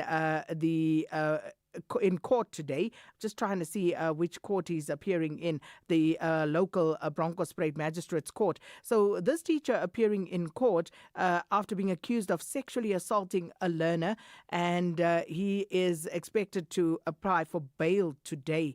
And again, it's one of those stories because the victims, allegedly an 8-year-old and a few others in grade 7, as we heard from one of the stakeholders there earlier today. So our reporter Nonhlanhla, watching that story for us, will bring you up to speed with what has transpired in court as well. And then convicted rapist Thabo Bester and Dr. Nandipa Makudumana, they've launched an urgent application in the High Court in Pretoria to try and stop Netflix from airing a documentary series tomorrow. And it's a 3-part series, the first part of which is expected to be flighted tomorrow.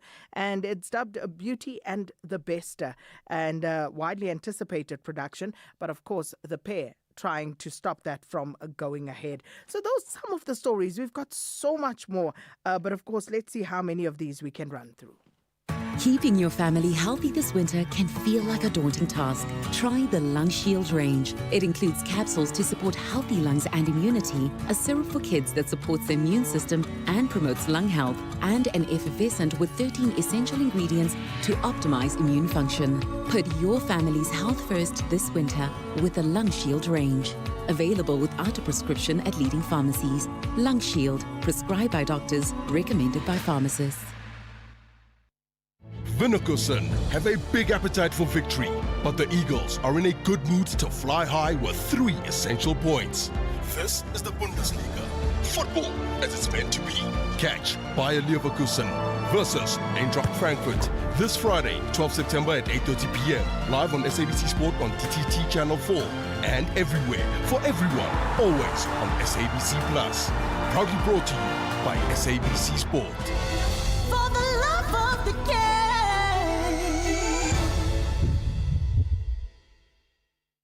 Oh, hello. Let's do a little word association. I'll say some phrases, you see how they make you feel.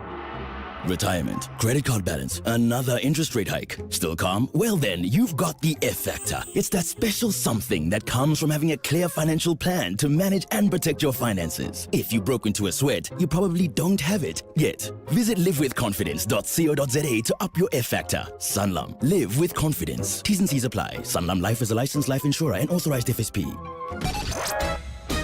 Sakina Kamwendo on SAFM. 15 minutes after 12, let's start in KZN, where 2 more children have died after a taxi left the road in Pietermaritzburg Township and crashed into a creche, bringing the death toll to 5.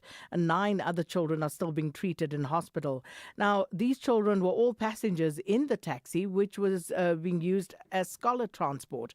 And part of a room at the preschool in Imbali was demolished when the taxi left the road and went down an embankment. Now, it's believed that the driver of the taxi lost control of the vehicle, and the victims are aged between 9 and 11 years old.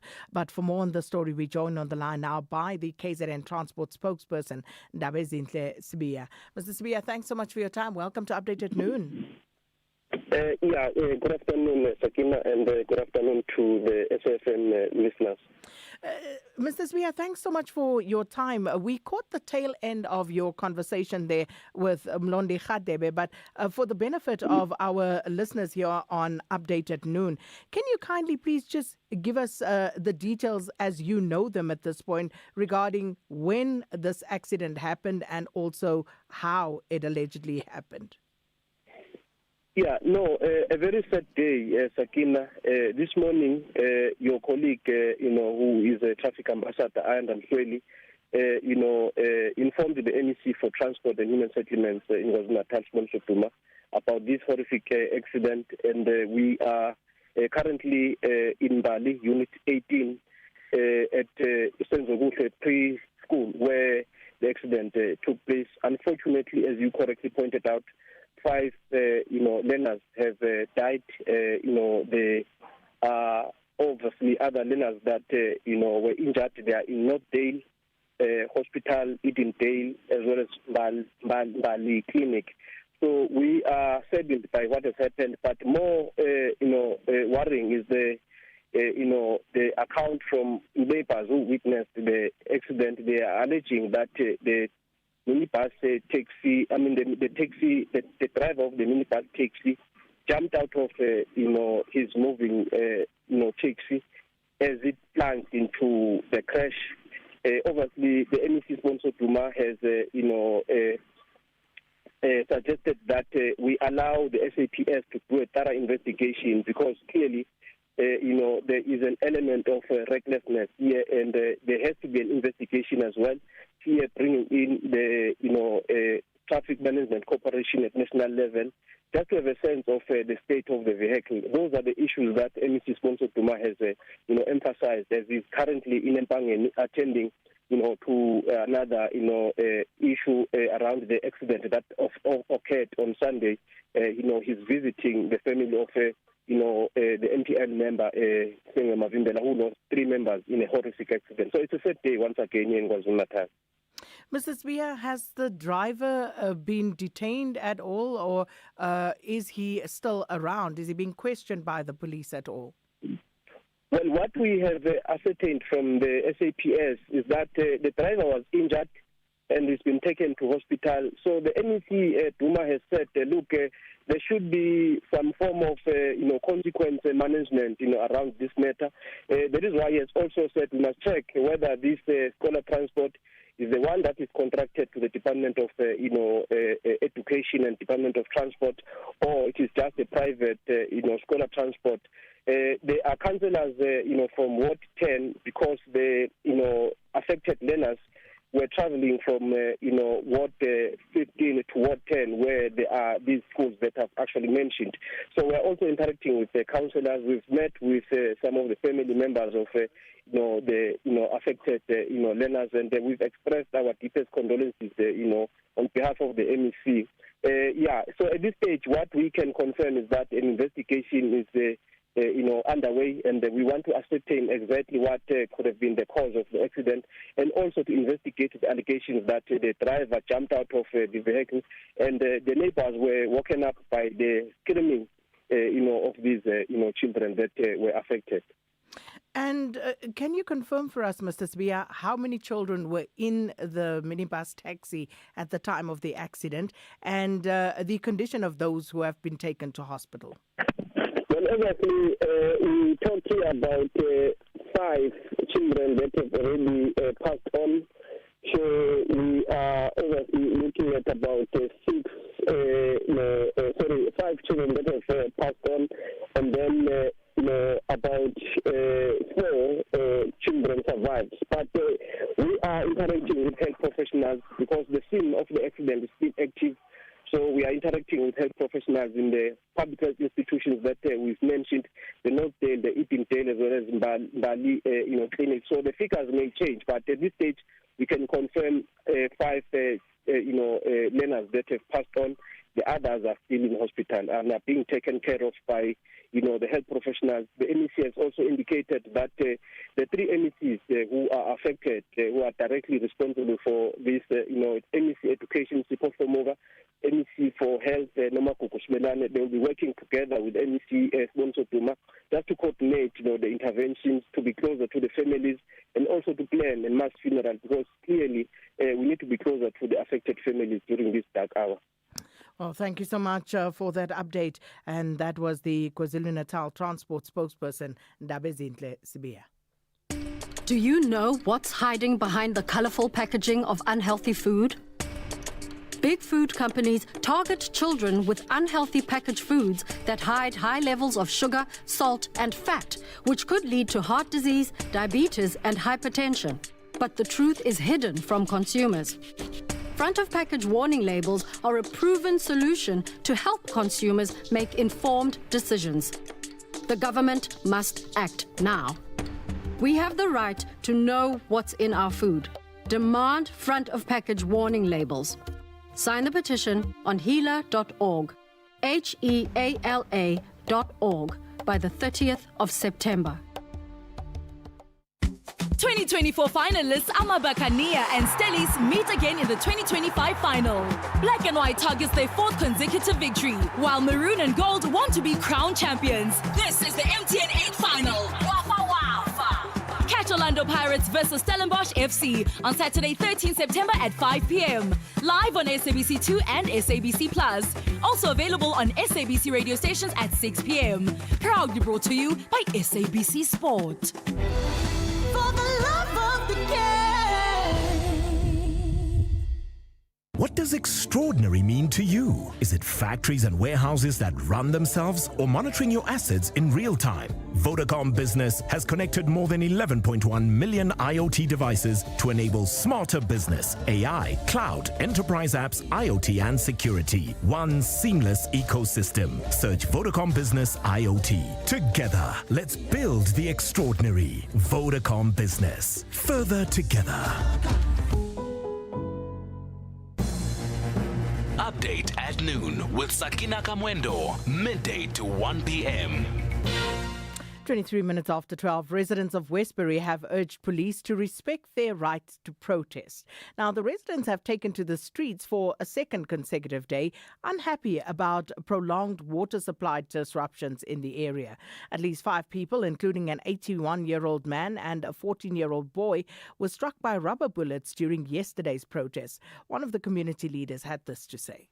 We are asking what makes Ebony Park better than our community. What gives them the right to practice such frustration, but we can't? We are being persecuted, we are being gunned down, but we are being peaceful. The reason you guys are seeing all those children in the streets, it's not because we are unruly. It's because there is no school for them. The schools are not able to operate because there's no water.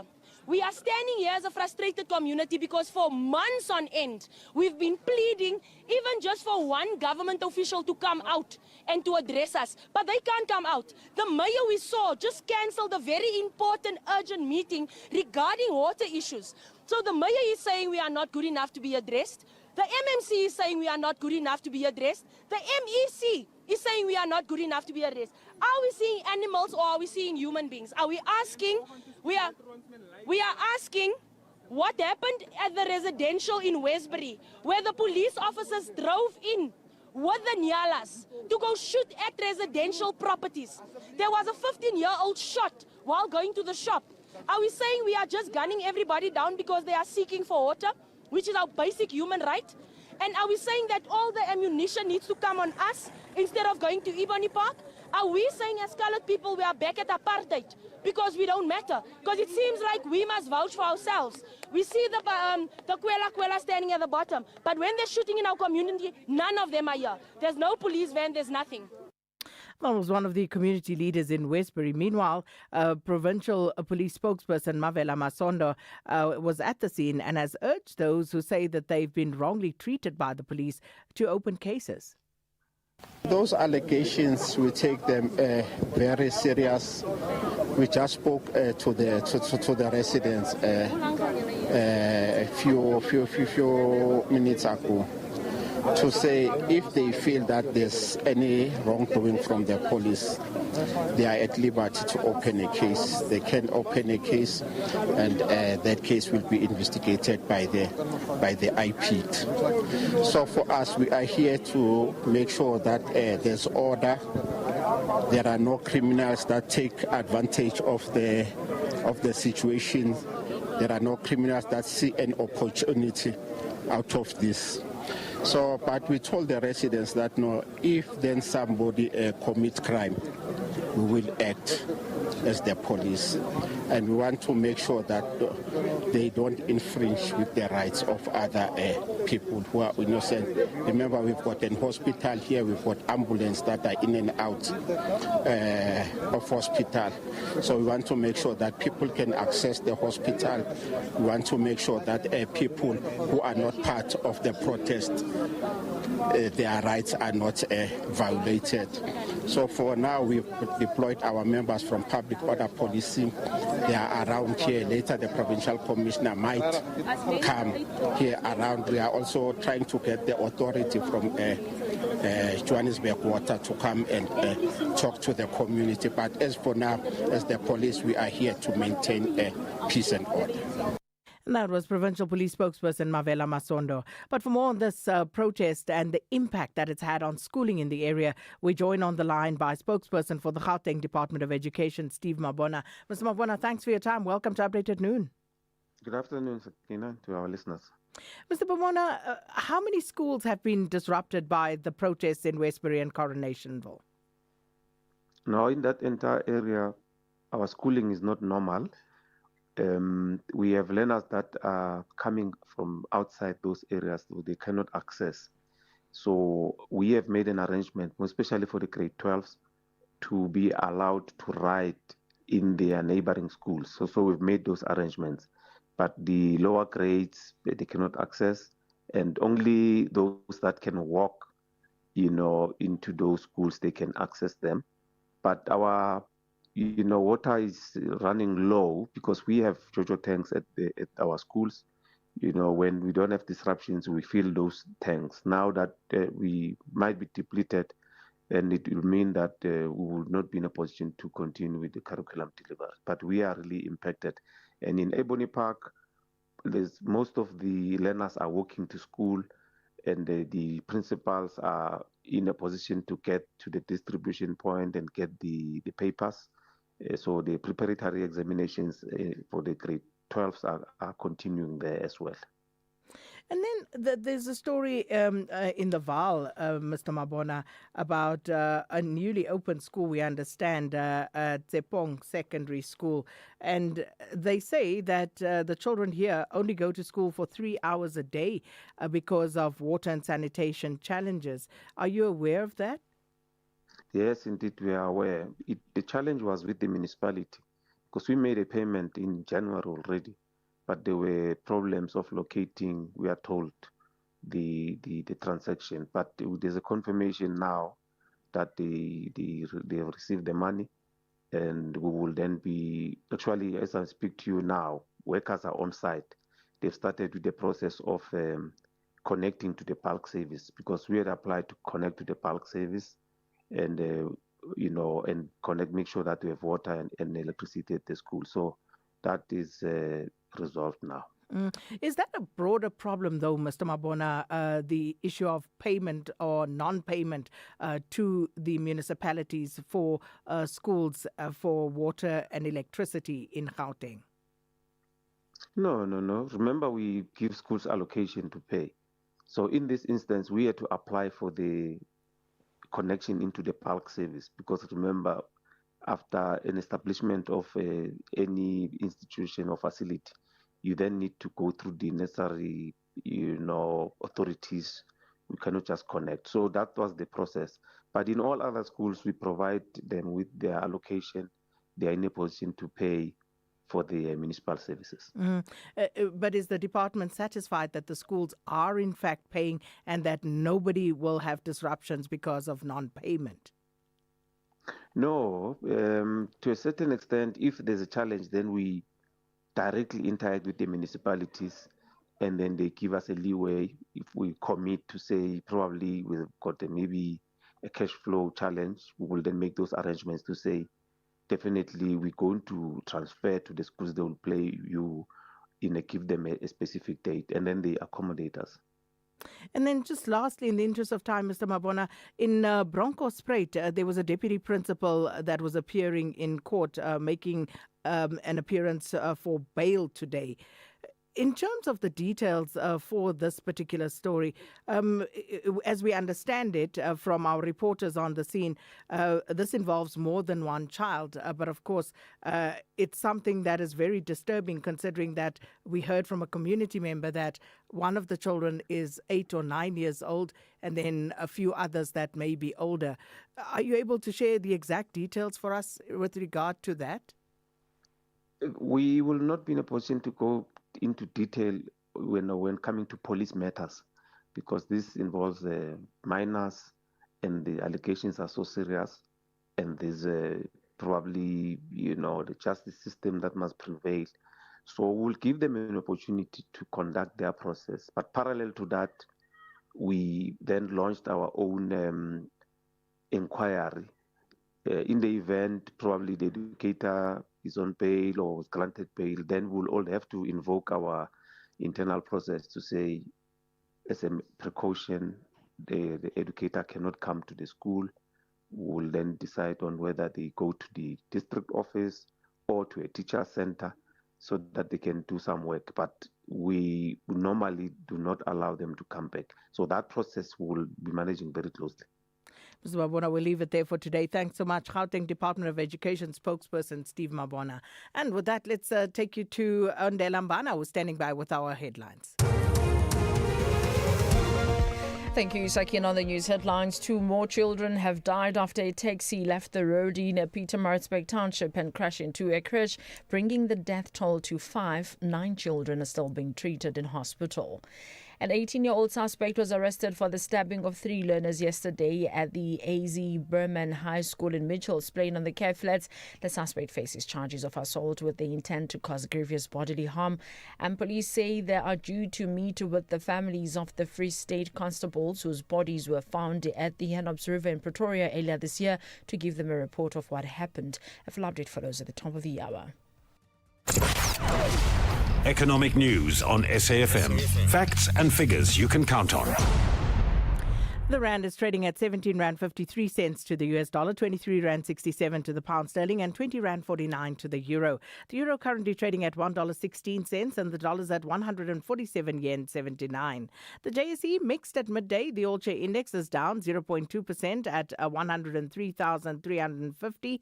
The industrial 25 index is flat, and financials have added 0.8%. Top 10 resources index has fallen by 1.5%, and the precious metals and mining index has declined by 1.6%.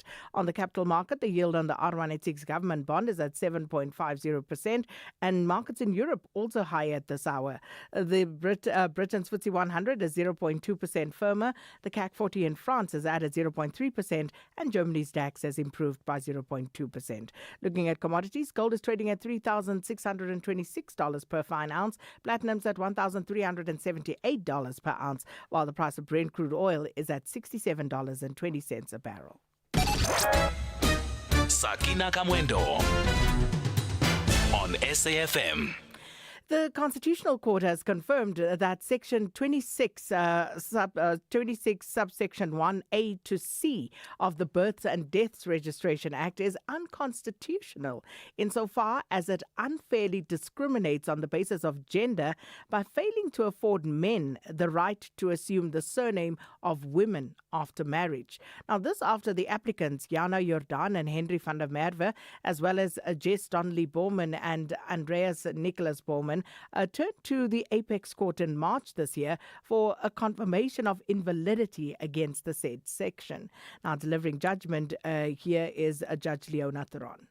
It is declared that the provisions of Section 26(1) shall not apply when A person after marriage assumes the surname of the spouse with whom such person concluded a marriage, or after having assumed such surname, resumes a surname which they bore at any prior time. B, a married or divorced person, or a widow or widower resumes a surname which they bore at any other time. And C, a person, whether married or divorced, or a widow or widower, adds to the surname which they assumed after the marriage any surname which they bore at any prior time. 5, should Parliament fail to correct the defects in the 24-month period, paragraph 4 of this order shall continue to operate until remedial legislation, if any, is brought into operation. 6, the first respondent is ordered to pay the applicant's costs in this court, including the costs of 2 counsel where so employed. I hand down the judgment. And that was Constitutional Court Justice Leona Theron. For more, we join on the line by our reporter on the story, Kenny Mapanga. Kenny, good afternoon. So let's just start with a reminder of the history, the backstory to how we got here today, and also what this judgment effectively means for married couples. Indeed. Good afternoon to you, Sakina, and to the listeners. Essentially, how we got here today is that you have 2 married couples, that is Jana Jordan and Henry van der Merwe, as well as Jess Donnelly Bornman and Mr. Bornman, who basically had similar stories with the effect that they wanted to take on their wives' surnames as their family name. When they approached the Department of Home Affairs to give effect to this desire, they were prohibited from doing so, with the department citing Section 26, subsection 1A to C of the Births and Deaths Registration Act, stating that it doesn't permit a male spouse to take on their wife's surname. So they approached the Free State Division of the High Court, challenging this particular legislation, stating that it infringed on their constitutional rights to equality and dignity, and that it did not serve a legitimate government purpose. They were successful in the Free State Division of the High Court, but of course, as you know, when legislation is invalidated by a high court. It has to be confirmed by the Constitutional Court before it can take effect. So they turn to the Constitutional Court for that confirmation, and that's what brings us here today, where the Constitutional Court did their own assessment of the legislation and found that it was unconstitutional because it unfairly discriminates on the basis of gender, and it has no legitimate, justifiable government purpose to do so. And what has been the reaction to this judgment from within the courtroom? Kenny, you were there because, you know, there was quite a bit of interest in this one. There's quite a lot of debate that has been sparked from this particular judgment, and I think people are misconstruing that at the core of this judgment is the right to choose. It is not imposed on married couples to assume their wife's surname. It gives you the right to choose, and that when you choose to do so, you are not confronted with a situation where there is a law that prohibits you from doing so. It's also quite a progressive judgment because it places women in an equal footing in marriages. It does not assume that a woman is legally inferior and she is expected to take on the surname of a spouse, but it gives her the opportunity as well, if she chooses to do so, to make her surname the family name. It also gives her the opportunity to hold on to her identity and not have to fade into the identity of her husband. So there are many benefits that can come from this particular piece of legislation, or rather this judgment, and the defects that will be remedied within 24 months as the court is ordered. But again, the emphasis is on the fact that this is a choice. It's not being imposed on married couples. It's for husbands who want to have the right to choose to give effect to this in their marriages. But if you are happy with your current arrangement, there's no legislation prohibiting you from doing that either. Kenny Mapanga, thank you so much for that update. And of course, for more reaction to this judgment, we join on the line now by founder of Umsamo Institute, Professor Velaphi Mkhize. Professor Mkhize, welcome. Long time. Good to speak to you again. Yes, long time. Thank you so much. And good afternoon to the listeners of SAFM. Professor Mkhize, first off, Kenny is saying there that this judgment by the Constitutional Court is seen as a progressive one. But they ruled that men may now legally adopt their wife's surname after marriage.